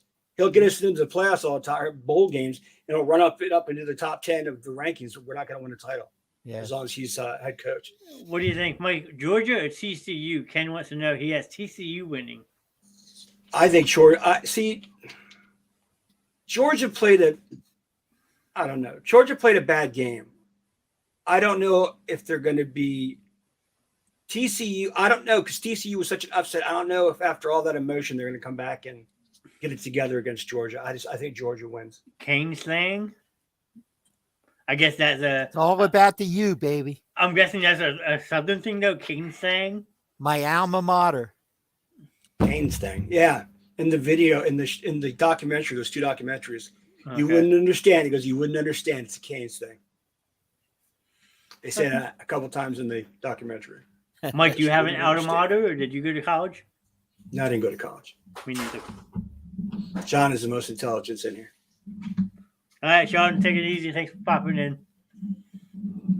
Mike loves you. See you, Sean. I still love you. See you, man. Thanks. Peace. He's been the peace sign up. Deuces. But no, yeah, I think Penn State, if the playoffs were in 10, 12 teams like they're going, they'd easily make it into the top 12. But I think they would be winning out in the playoffs. Look, Penn State wasn't even ranked when the season began. So I mean, it's just like that's what if you're talking about them, they go up the rank, like I just said, they'll shoot up the rankings. They'll always have a decent draft class, and then they fall apart when it comes down when it really matters. Mm-hmm. You know, Penn State couldn't beat anybody that's in the playoffs. They would lose to every team: TCU, Georgia, Michigan. Yeah, see, we would lose to those. All three of those games, the Penn State would lose. And I'm a giant Penn State fan. Now, We just don't have the it fact. okay. Now, maybe you guys can give me a correct number. How many actual conferences are there in the college football ranks right now? Oh my God. Ron would know. I don't know. I don't even know anymore. Okay, say there's 8 main ones. Okay, I agree That's with Kevin.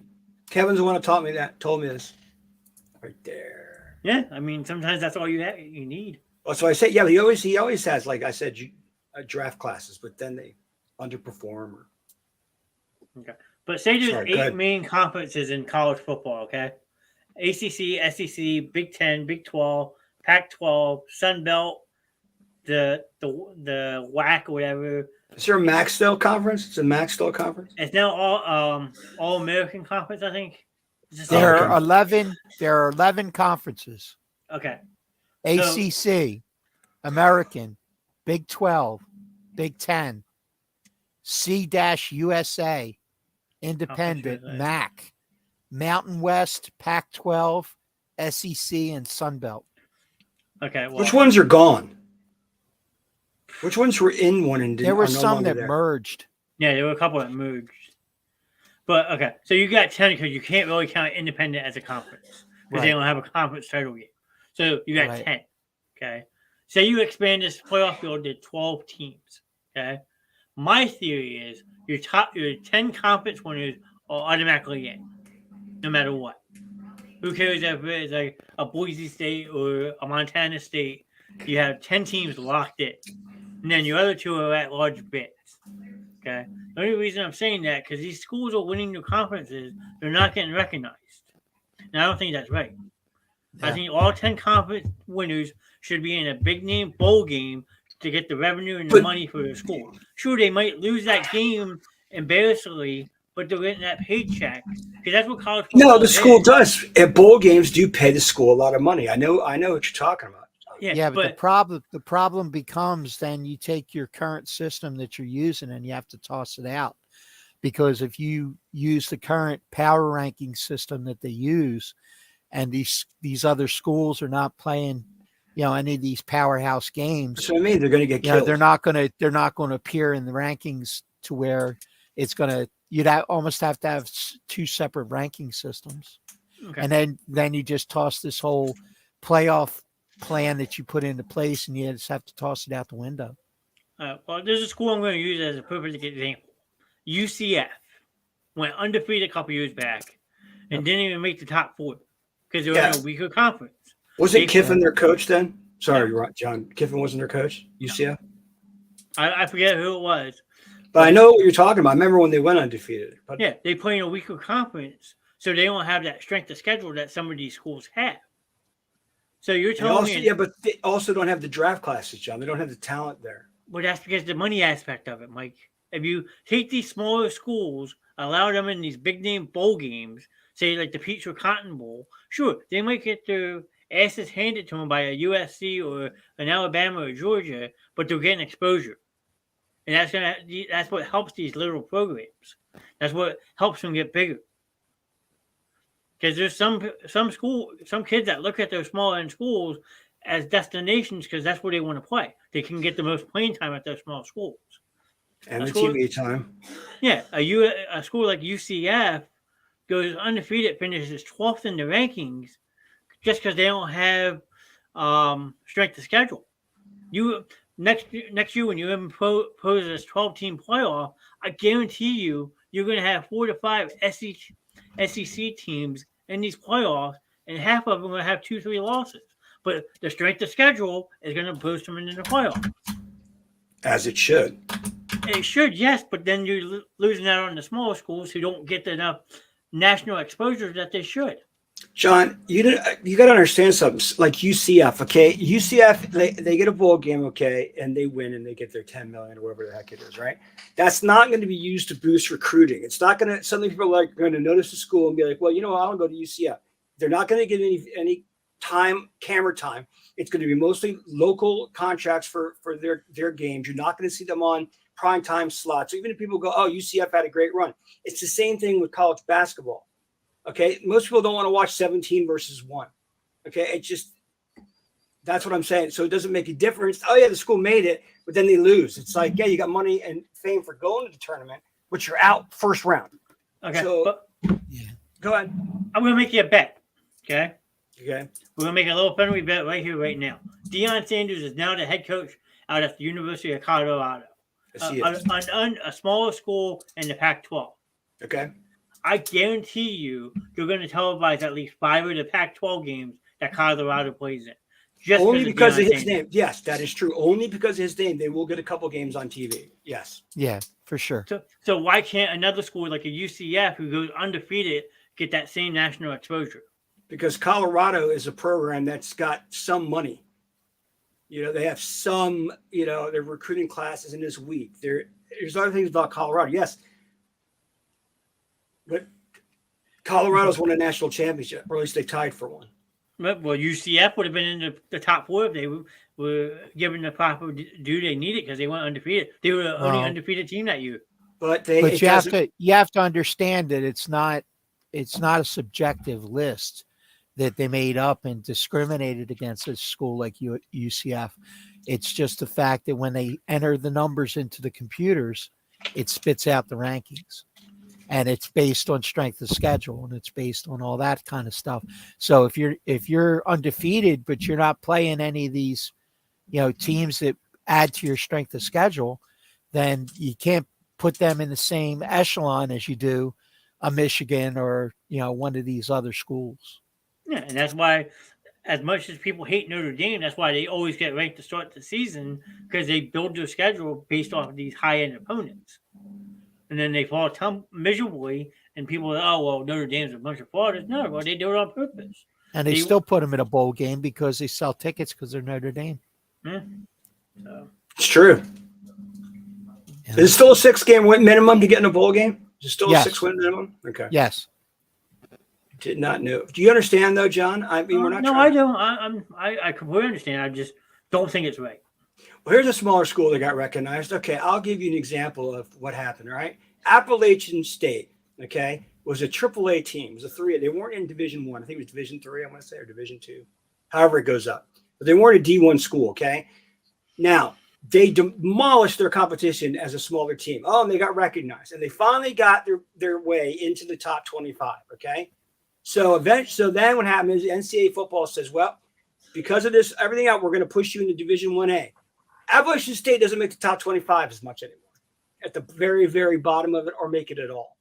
No, They got recognized. They got recognized. They got some money. They did it. They upset Michigan one time when they weren't a Division I school. They haven't sniffed a bowl game as a Division I school.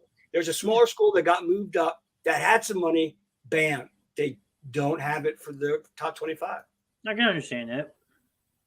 I'm just saying, there's one of your smaller market teams that got noticed. They were a dominant team in the lower, so they got moved to Division 1A.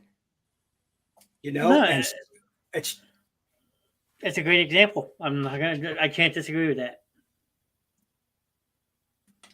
So yeah, Gary, it is sad. Everybody here, Liz, yes, it's very, very. Everybody that's writing that, it is very sad what happened to the Bills player. Yep. Everybody, we're all praying for him. I hope. Yeah, we are on Lizzie. Is Notre Dame the best boy-loss team at the end of the season? Nope. Nope. No, not even close. They build a schedule. They have that strength of schedule everybody looks for, but they don't win these big name games. So no, they're not the best boy-loss team. Just like they put enough big teams on their schedule to have their power ranking, put them in contention. But then they also throw in, 4 tomato cans that they're going to beat 72-6. Junior and Penn State played a better schedule, Ron. Be subjective. Don't get emotional. What's that? Junior and Penn State had a tougher schedule. Don't get mean because you're a Canes fan. Junior and Penn State actually played Pitt, USC, Notre Dame. They had a much better schedule back then when they were independent. This is true. I felt. Yeah. Now you're right. Yeah. It's like, okay, we'll play the Pop Warner team for the first 3 games. Well, because the way that the ranking system works, they have to try and manipulate it the best that they can to have the best chance to get into the big games. Now I have a question for you, Ron. Let's say you beat a team, okay, early in the season, all right? But that team then goes undefeated. Okay, so do you are not undefeated, sir? Other way around. They're like top 10 and they drop out of the rankings by the time you get to the end of the season. Okay. Should they have given the power, like if the team that beat them, should they be given a lesser power rating because of the team they beat that was ranked is no longer ranked? No, because I think that the power rankings, the way that they work is, I think they go week to week and it's based on whatever the ranking of that team is that particular week. So if you beat a ranked team, that is a certain amount of points in the scale. So it kind of slides week to week until you get through the edge and the season. Okay. So you don't get penalized at the end if the team drop out? Not necessarily, no, because at the time you played them, they were a ranked team. So that became a level 2 instead of a level 1. Then it kind of scores it from there. I don't know all the inner workings of the ranking system because it's extremely confusing, but that's my understanding of it. They can't get that right, can they, Ron? They just cannot get it perfectly right with this playoffs. No. I don't think there's a perfect way to do it. Honestly, I mean, there's always going to be people that get slighted who shouldn't be slighted. Per John's example, I mean, yeah, UCF did have a great season that season. It's just the way the system is currently. They managed the rule instead of the exception, and that's what it comes down to. The bottom line, there's going to be teams that feel like they got cheated, but in the same respect, when you get to the end, the cream of the crop is probably still going to rise to the top in most cases. Well, you're not going to see one of these Cinderella stories. I was just going to say, win a college playoff. It's just the way that the system's set up. It's just not going to be possible. But yeah, and Ron, when John, like I said, I don't mean to leave you out. I mean the same thing. When it comes to NCAA football, they get their tournament correct. They do. But their bubble's gotten bigger and bigger and bigger, and people are still bitching about not getting in. It's like, people expanded it, and it's still people want to get in there. Well, people were bitching this year because they felt Alabama should get in based off the strength of the schedule, but Bama had 2 losses. That's why I'm happy they kept TCU in. Sure, they lose their conference title game, but that was the only loss of the season, and the game went to overtime. Yeah. Well, here's the thing you got to look at, though. Say they revamp the system, and UCF gets in the college playoff, and say they win and they qualify for the Final Four. Okay, you're talking about billions of dollars in revenue for those games. Okay, do you really think that college football wants UCF or the sponsors of the bowls want UCF as one of their draws to their championship game? It would be suicide. Yeah, but you know, they're obviously not going to win against a power named school, but they're still in there. Look last year, Cincinnati made the top 4. Yeah. Cincinnati's another small school. Sure, they got their asses handed to them by Alabama, but they still got that national exposure by making the top 4. Right. But it didn't help Cincinnati's recruiting. It didn't help anything else, John. That doesn't help your recruiting. It should, but it doesn't seem to. But you know what I'm saying, Ron, right? Yeah. When it comes to this, they're not, it's and It's then Ron says it's right. Sponsors and the people of the bowl, they don't want a small market team like UCF. That's not going to raise the video views of the game. Not going to sell tickets. It's not going to sell tickets. There's no money involved, and it's just not, like Ron said, it's just not financially beneficial for the bowl teams and the NCAA in terms of visibility in certain markets. It just sucks. Yeah, because the bowl sponsors, set up this system specifically to make sure that when it was their turn to be, the big game, that they had 2 powerhouse teams that they could sell tickets. Yeah. It's like you said, Ron, Notre Dame will sell no matter their record. Yep. People will still watch them. They'll tune into them religiously every year. Now, that's why they have their own TV deal. That's right. Well, you told me that, right? I Texas. forgot. Yeah. Texas has their own. Right, because they use Jerry Jones Network, right? No, they made the Longhorn Network. They got their own thing. And Jones don't have a hand in it? That's a shocker. I would have to look, but I don't think that's so. a shocker if that's true. No. What? Jones doesn't have power over what? The Longhorn Network. Network the that's TV network, because I know that he has a hand in the network that broadcasts the Cowboys. Yeah, I don't know if he would be. I don't mean to disagree with you, Ron, but I think he's got to have at least one finger in the pie. No, well, he's saying he does. I don't think he doesn't. I don't know. He may not, but it's just I'm surprised that if he doesn't, that he doesn't. Yeah, if you know what I mean. Yeah. Because I don't know if it's next year or the year following, but the SEC is going to get stronger because now you got Texas and Oklahoma taking the jump. Yeah. So does that help? Like, I don't see how they're going to contend with these teams like Georgia, Alabama, Tennessee, Auburn. Like, I think it's a mistake. Think it's a mistake? Well, yeah, they're just moving over because the SEC. Like, don't get me wrong, SEC hands down when it comes to the NFL has the most NFL ready players out there. I will admit that because how they prepare, who they play against, sure. But now you're putting 2 teams like a Texas and Oklahoma who've been dominating their conference for years after years after years. Now you're going to put them into a tougher division. They're not going to have the same results. Well, I could tell you about a small program that did fairly well. Really they had 5 national titles, and they were a small school, private school, or not a private. I don't know about a private school, but they were, and that's the U.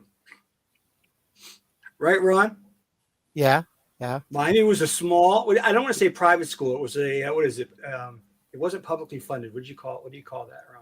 No, it's a public university. It's just. But I thought there was some designation to it though, that it was. Yeah. Because remember, what's the name wanted to call it, the Harvard of the South or whatever? Yeah. I'll tell you, it's not an easy school to get into. That's what I tell you that. I know, but I thought it was something else. Maybe I'm wrong. I'm not sure. But they were 5 national title winners. They supplied in the 80s. Good Lord, how many players they put in the NFL. Oh, absolutely. Yeah. It's There's true. There are a lot of smaller schools that people don't really look at that have developed awesome NFL talent. If you get the right coach and you run the right kind of system, then you're just going to be a manufacturer of NFL talent. It's like linebackers out of Penn State. Linebacker you. Not sure about the Longhorn Network, but Longhorns are soon to be partnered with the Dallas Cowboys clothing company. Yeah, see, so I knew that Jones had a finger in there somewhere. Jimmy Johnson. Yeah, right? I am referring to Jimmy. Yeah, Jimmy really advanced that program. He really did. That's Kevin just agreeing that he's got his hand in here somewhere. Yeah. As if that man doesn't have enough money. Yeah. But he doesn't have all of it yet, so. No. Until he has all the money, every bit of it. Then he can stop. Yeah. Well, if they ever start winning playoff games again, maybe. Yeah. Well, there you go. That's why I always joke that I don't acknowledge my 9th birthday. I even told Sheldon this before in person. Like, I can't acknowledge my 9th birthday. January 28th, 1996. You know why? Why? It's the last time the Dallas Cowboys won the Super Bowl.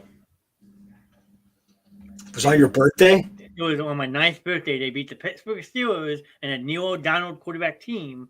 Troy Aikman was the quarterback for the Cowboys. It was their last Super Bowl win was on my 9th birthday. Did they have them leather helmets back then? I don't know. That's funny. Ken had a baseball question. Go ahead, Ken. Uh-oh. Here we go. Batter up. Wait, batter up. I was making sure I had a baseball record. Yeah. Who's Korea signing with this week? Yeah, the Carlos Correa sweepstakes goes on, right? Because that deal's not officially done yet, right? No, it's not. No, they're still going back and forth on the trying to make adjustments if he's hurt. That's crazy. And Scott Boras wants no part of it. Of course not. He has his money. He's walking away from it. Okay, I don't need this. You know what? Hey, with this contract, I got another 100 in MLB. Oh, you mean Boris? Yeah. Scott Boras. Scott Boras is a douchebag, but he does get maximum money for his players. But he's a douchebag. Well, that's who represents Korea. So he represents who? Oh, you mean I lost. Sorry, guys. Hoskins leaving or being traded? They need more. They need more pitching. Yes or no? Well, you can make a case on both sides, and we've talked about it a couple of times. I think between Kevin hates Rhys Hoskins. Kevin hates him.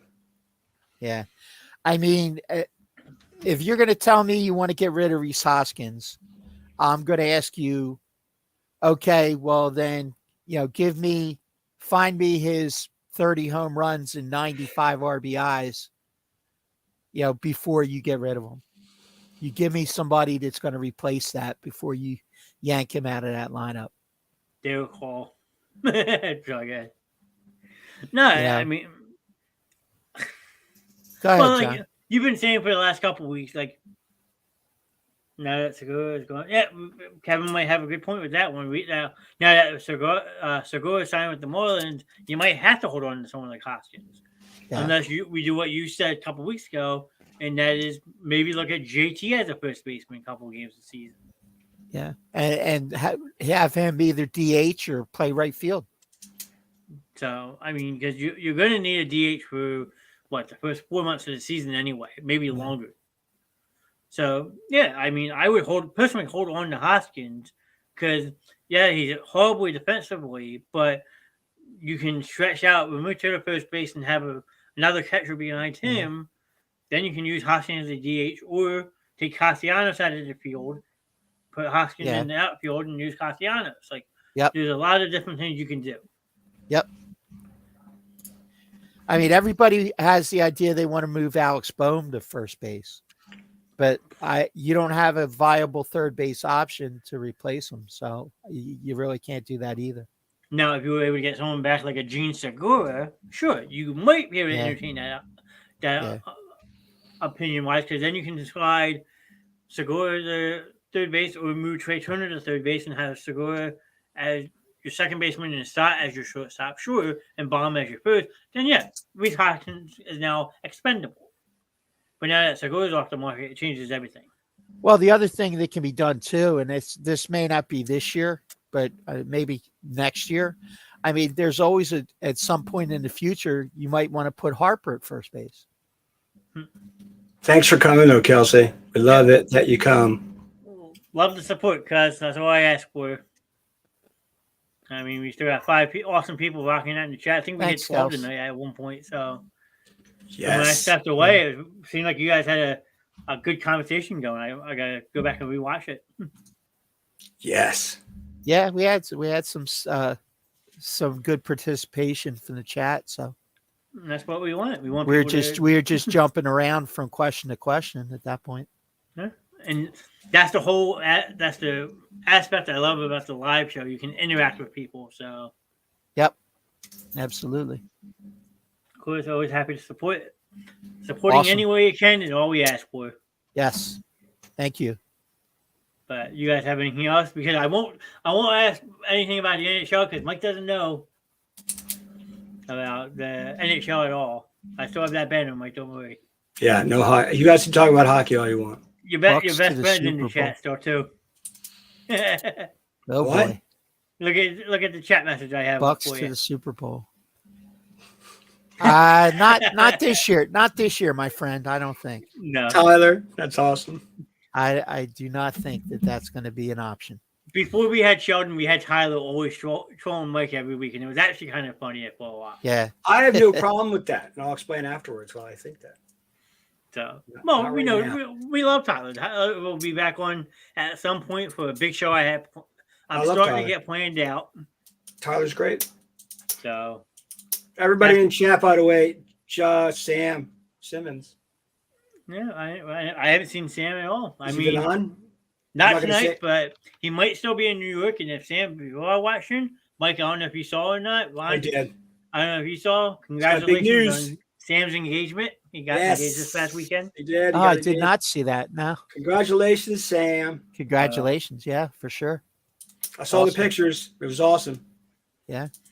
So we might really never see Sam again on the stream, but that's okay. I saw her ring, Sam. I guess you use 3 years salary. Holy shit. Yeah, right. Damn. But says I don't see us making it. In all honesty, you got a record team. I Yeah, mean, you always stick with your team. Absolutely. he may not be here anymore, but Sheldon sticks with the Cowboys thick and thin. He'll still throw in your face. Oh well, we got 7 Super Bowl champs and all that fun stuff. How many but- rings you got? Yeah. Okay. Hey, don't be still my Yankees argument. Go away with my Yankees. When it's time for jewelry chat, we'll give you a call. Now, Mike, since you brought that up, I'm going to ask you a funny question. Okay, I always say that about the Yankees because nobody can. The conversation ends right there usually. What? Yankees Yeah. have 27 titles, if I'm not mistaken. Correct? Oh yeah. Correct. But 1924, 19 Okay. Yeah. Do we see 2000 numbers? 100 years 2009, ago? Are you counting them still? 2009. Yeah. Do the I'll count all Yankees hit number? 27 of my death. What? Okay. Do the Yankees hit 30 before we all die? That's tough. Where are they at now? 27. They need 3 more to hit 30. Do they hit 30? 3 in more the next- championships? 3 more titles till I die. So that's. Till I Oh. die? Probably not. To when you guys die, maybe. I know. I I might wish not I- last a week. Ron, stop.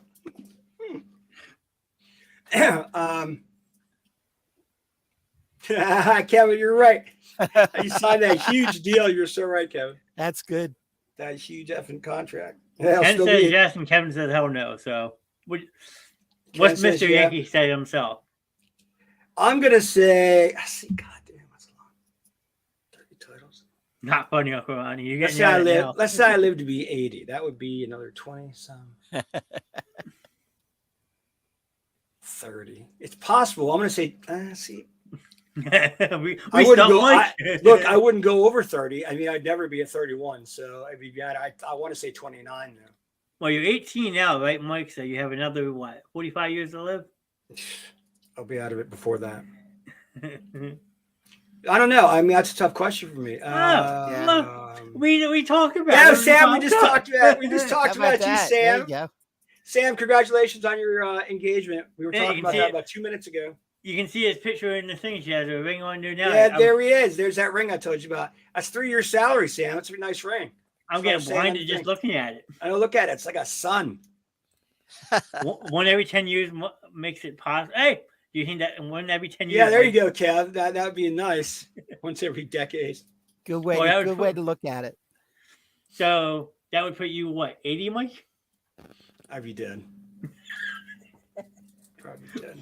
And Sam saying thank you, of course. Like Sam, we would literally just all congratulate you on the stream, and then magically you appeared. So You have just appeared out of nowhere. Love it. but, Okay, let's talk about Kate Upton. See, let's see if she appears. Yeah, that's cool. Who knows? What other name can we pull out of the hat? Hey, how about Aaron Judge himself? Yo, that'd be nice. There you go. I'd love to have him. I would just like to have him on and talk to him for a few minutes. It's going to take him a while to get here. He's going to have to climb down off the mountain of money. Yeah, Yeah, he's up there now on the cash hill. He's on the top, just waving it. Just waving money goodbye. There you go, Mike. Theoretical aspect for you. You see Aaron Judge pop up in chat. What do you say? Ew. After picking your jaw off the floor from seeing him in chat. From CNO, I don't. Dad. Yeah, I know. It's like, it's like almost like a deity talking down to you. It's like, yeah, hey, Dad, what's going on? I don't know. I would just ask him. I mean, if I asked him like serious questions, probably, is there any chance I can meet you? I'd ask him about baseball. Let me suck it, is what he says. Yeah, I'd let Aaron Judge do that. There goes PG again. Take it out, Aaron.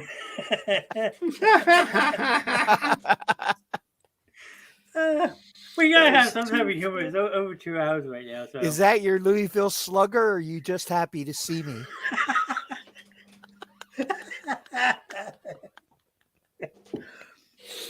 I don't laugh as much as I've been sick. This is not good. I was just watching down. Hey, Aaron, I got a dollar for you. So this is what it's come down to, huh? I love it. I love it. No, okay. Now, Ron, who would you like go head over heels to see in this chat? Kate Upton? Is that your vote? No, I don't think so. In the chat, I'd pick a sports person. Bryce Like a Harper. big Kate. There you go. Bryce Harper. What do you say to him if he pops in chat? Get well soon. That's a smart way to put it. That's what I would like him to do. Get well soon. Is there any chance I can get season tickets? Yeah. Ooh, there's a good one. Mike Trout. There you go. Come home. Yeah. Mike Well, Trout. Talking to Mike Trout would be cool. There is currently conversation. Now, I just read an article about this, and it was very intriguing. And basically what it said is that right now the Angels are trying to sell. They're trying to sell the team.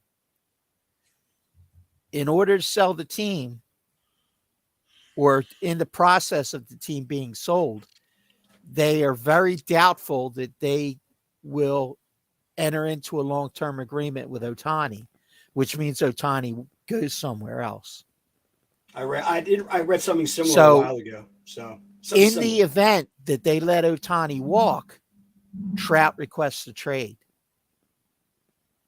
He's gonna want to go to Philadelphia And he wants to go, his top of his list is Philadelphia. to play with Harper, right? Aren't they To best play friends? with Harper and Trey Turner. If this happens soon, good Lord, the Phillies would be stacked. Could you imagine? Can you imagine that lineup? Holy cow. Okay. Mike Trout agent calls. We want to work a deal to trade Mike Trout, bring him to Philadelphia. What is your top offer that you could offer what do you back to the give? Angels? Yeah, what would what do you give you the give up? Angels? Yeah, what do you give to the Angels? They're gonna want Well, they're gonna want definitely a out. record. They're going to want picks. Andrew Painter first. Okay. He was part of that one trade discussion last year, I did you. So Yeah, I mean, Painter's going to be on the top of the list. So it's going to take Painter. It's going to take. I don't know what positions they really need. You know, I'm not that Well, familiar with the Angels whatever lineup top to bottom. Whatever they need to fill it, they're going to get in this trade. I mean, do you offer up Real Muto? Ooh.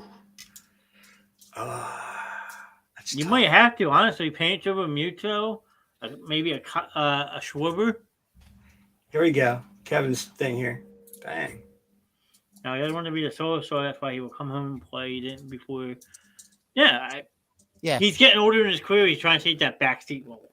Well, but the thing is what you have to realize is that to be the man, quote unquote, in Anaheim with the Angels is a lot different than playing in Philadelphia. So you're going to get pressure, whether you like it or not, if you're playing in Philadelphia, and you're from here, you know that. Mm-hmm. So it's not like he's not going to be under pressure when he comes here, if he comes here. But he's willing to trade that to be home.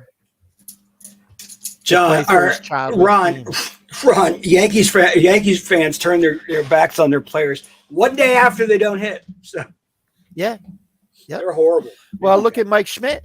How Mike Schmidt hit, over 500 home runs.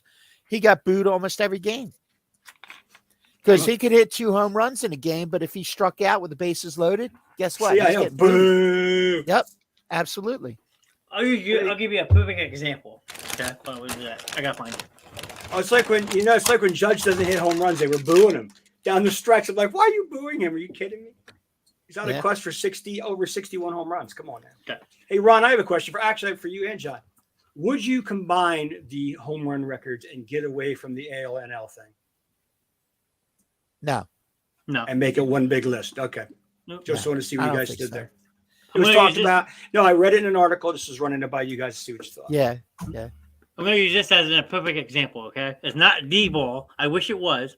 I told Mike it was. He called me an asshole when I told him it wasn't. This ball is from the baseball game that the Phillies came back and beat the Chicago Cubs 7-5 in the bottom of the ninth on a walk-off grand slam by Bryce Harper, okay? He was 0 for 3 going into that last at-bat.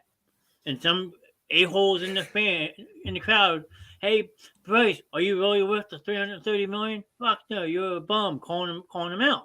He said he turned around in the bottom of the ninth inning and told him to watch this, and went up and hit a walk-off grand slam. So if that's any way to shut people up, more power to you. Now I wish this was the ball from that, but luckily it's not. But now look, I'm gonna say something right now about I thought about when you guys were kind of what John was saying there about it just reminded me of it. So I don't know why I'm reminded of this all of a sudden out of nowhere.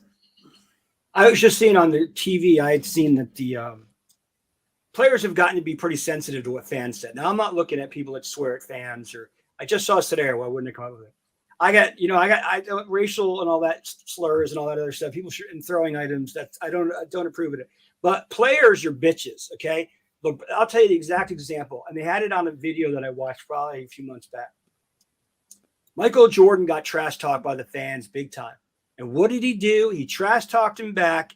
And then he would, on the court, he would, slam on your best guy. I mean, you've seen it, Ron and John. You've seen the clip, the famous clip where he goes, all right, fine, I'll come down and shoot on your top guy, right?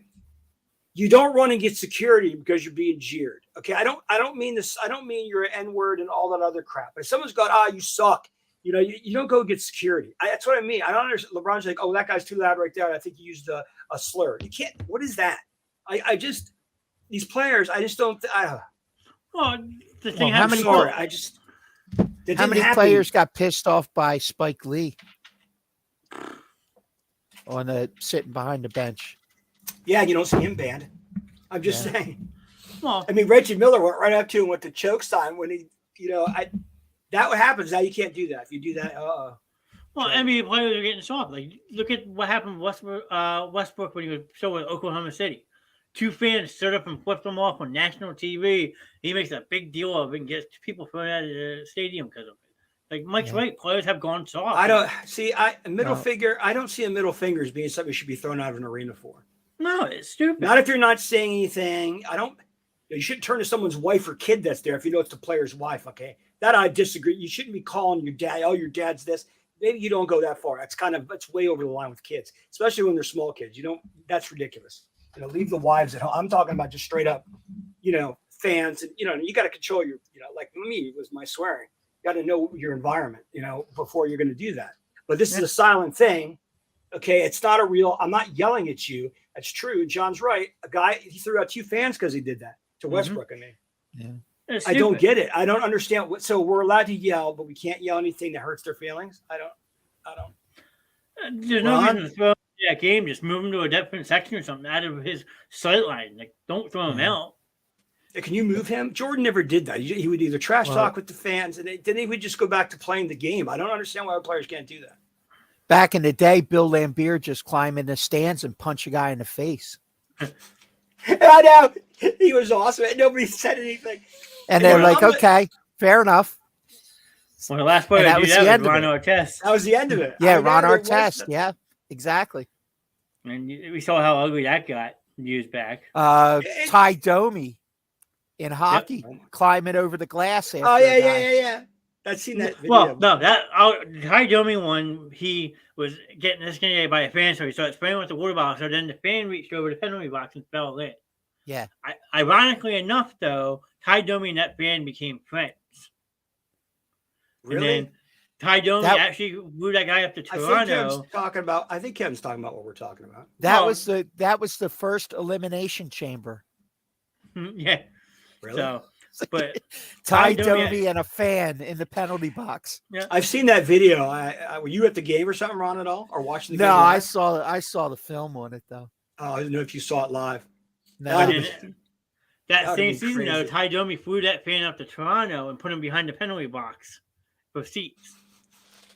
See, it just was such a different type of interaction. You just didn't have all this stuff. But like I said, I'm not warranting. By the way, anybody watch this, I'm not warranting throwing things. Okay, you shouldn't throw stuff. Shouldn't be using racial slurs. All right, and around people's kids and wives, you don't bring them into the discussion. Okay, it's not that personal.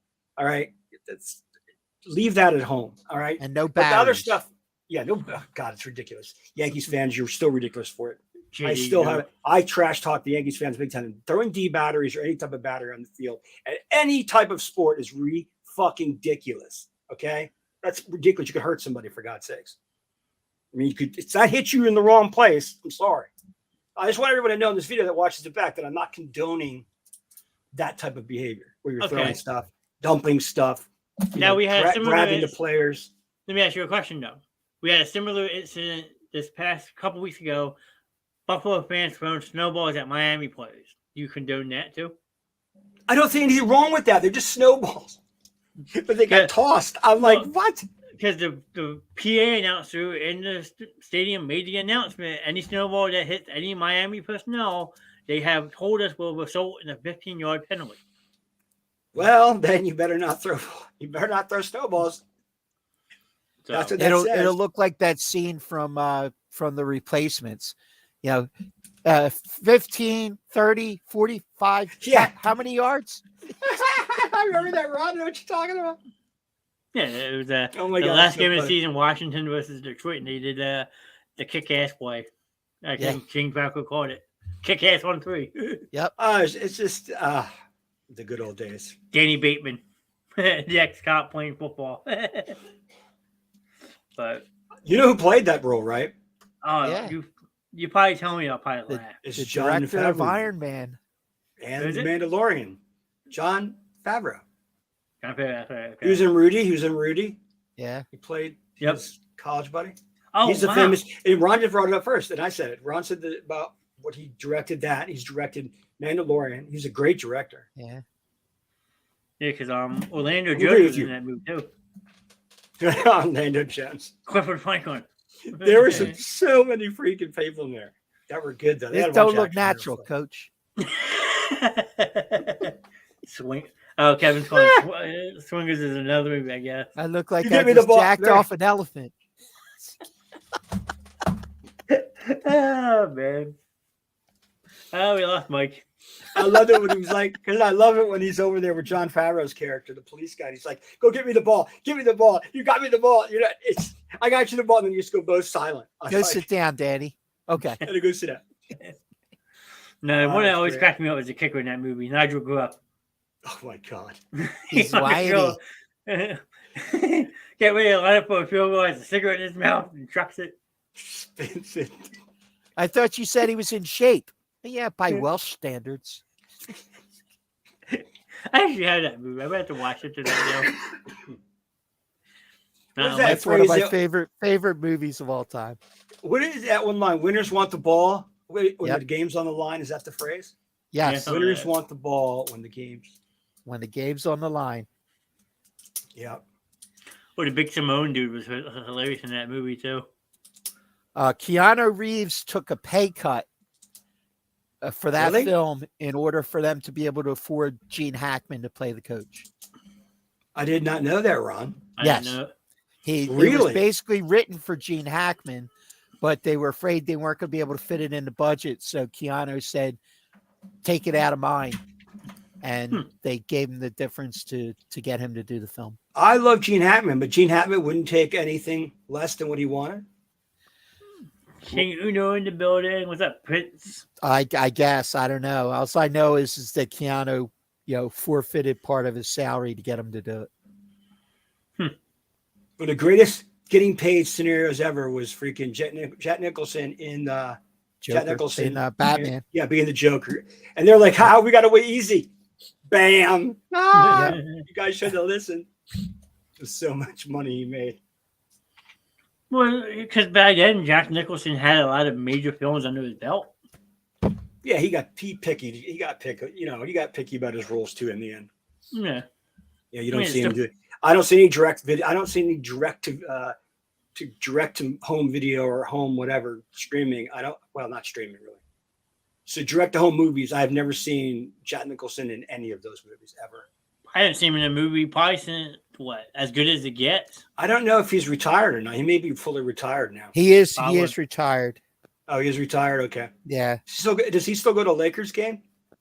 Probably. Yeah, I've seen him this year. I think he was. No. I think he's not in good health right now. Ooh. What's up, Prince? Good to see you, Prince. Yeah, we're praying for him. Yeah, the more Absolutely devastating situation. Yeah. And thanks for the show. He said show bomb. That means he shared it after about 12 different groups. So Appreciate you, Prince. Nicholson made Appreciate over you. 60 million. 60 million for that movie. Yep. just on Batman? Yeah. Because That's he had the a best. cut of the box office, he had a cut of the video sales, and he had a cut of the merchandising. And they were just so happy that he wasn't get his upfront fee, his upfront cash that he wanted. It made it cost 400. It made 411 million on a budget of 35. Out of the profits came 60 some million. Right, Ron? Yeah, pretty much. Hey, just to say that, I know it's not movie night, but just to throw something there as Ron is talking, about the film and everything. I'm talking about films.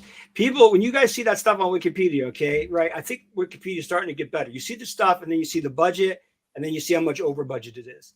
Okay, and you're like, oh, they made a huge amount of profit. Okay, not in that between those two numbers. Okay, there's a lot of money not there. Okay, that they require for promotion. There's a ton of other factors. I love when people say, oh, look, they made 300 million. No, they may have grossed 300 million, but it cost 50 million. Yeah, it's still going to be a box office smash, but there's going to be 100+ million in promotional materials and everything else they had to get done. So I just want to say for people movies, and it's not on you, Ron. You reminded me of it because people say, look how much money it made. So I believe he's from North Jersey. But Ron's right. That movie made an absolute fortune. He is. Ron, I'm not trying to go against you or anything, Ron. That's fine. I'm agreeing. I got you. Okay. Just want to make sure. No worries. I don't know exactly where New Jersey he's from, but he is definitely from North Jersey somewhere. I want to say Piscataway. I read it a couple months ago because I do a lot of Wikipedia searches on people to find out what the last project they were, if they're working on anything new. Neptune, New Jersey. Neptune, that's what it was. Okay. Where's that at, Ron? John, either way. I believe. I think it's down towards the shore. No, Neptune's up north. There's a Neptune up north too. Yeah, you're right. Neptune Township. I'm on it right now. It is the Belmore Asbury Park area. Okay. I know where Asbury Park is. So right by, not far from Tom's River, like that. Lakewood, Towards that way. Pleasant Beach. Yeah, Yeah. up north. A beach community, put it to you that way. So Yes. Yeah. up by Point Pleasant. Yep, Ken's right. So, well, it's after 11 o'clock, fellas. You want to keep going? You want to call it a night? I'm probably going to step out. Yeah, I think we could call it a night. Okay. It was a Well, great show. I'm You just guys- coming back from being sick, so I just don't have the energy. Sorry. Did you at least see the intro? Not yet. Okay, well then you guys stay on after we end the show. I want to show you real quick. Okay. I don't want to go to work tomorrow. Yeah. I'm off tomorrow. Luckily, I will be back tomorrow night for entertainment night. We're doing part 2 of Harry Potter movie trivia. Morgan has another 100 questions ready to go. Yo, no, are we basing this on books or the movies? Movies only. I would smoke everybody if I Good. took it seriously. Movies 4, 5, and 6 tomorrow night, 8:30. Better read them, Mike. I expect to see you in chat. I will absolutely slaughter you people. As yourself, not the basement Nice. show. I mean, as myself. Because you always, whenever you come in chat, you always show up as the basement show. Right. Oh, you want me to come in through my phone? Yes. Come in as Mike Russo. But unless something changes, I'll see you boys Wednesday. I think Mike needs me. I hope we can bowl with my hand. Back in the ice bucket goes tonight. Yeah, I don't know. I'm glad you're back, Kev. Big time. Do you have John? Do you have 9 games? I think I do. I think Mike says Okay. I do. All right, because it's I have a to look. knockdown. So Mike, we'll have You to have to talk have- about that then. Yeah, have to have- we put a dent in the second place's team's happy fun last week. yeah, So We only took 3 points from them, but sorry. Oh, that's right. They weren't in first place. They were like in second place. They needed help, but it didn't help that we beat them 3 points. Hanging on for that totals was huge. but Yep. all right, well, I'm gonna wrap this show up. Mike, All Ryan, right. always a pleasure having you guys on the show. I love Guys, our sports sorry. talk. Great thing. Even though we got off subject a little bit, talking about some inappropriate movies and stuff, but we still had fun with it. It was a good phone conversation. I'm sorry I had to step out for a little bit. Had a phone call I had to take, but I will be back tomorrow night for entertainment night. And you should see Mike on Friday night movie night. And if Ron's a bill, who knows? You never know when Ron's going to pop in. So, I like So Ron then- Munson. I like Hey, Ron everybody in chat, thanks for coming in. We appreciate you. We appreciate all your feedback tonight, and we got some great back and forth going. So we really do appreciate your participation. yeah. Thanks, Tyler, you have a Brisky. good- Thanks, Kev. Thanks, Tyler, Brisky. you have a good night as well. Good luck to your Buccaneers in the playoffs, and I will see you guys tomorrow night. Good night. All right, guys.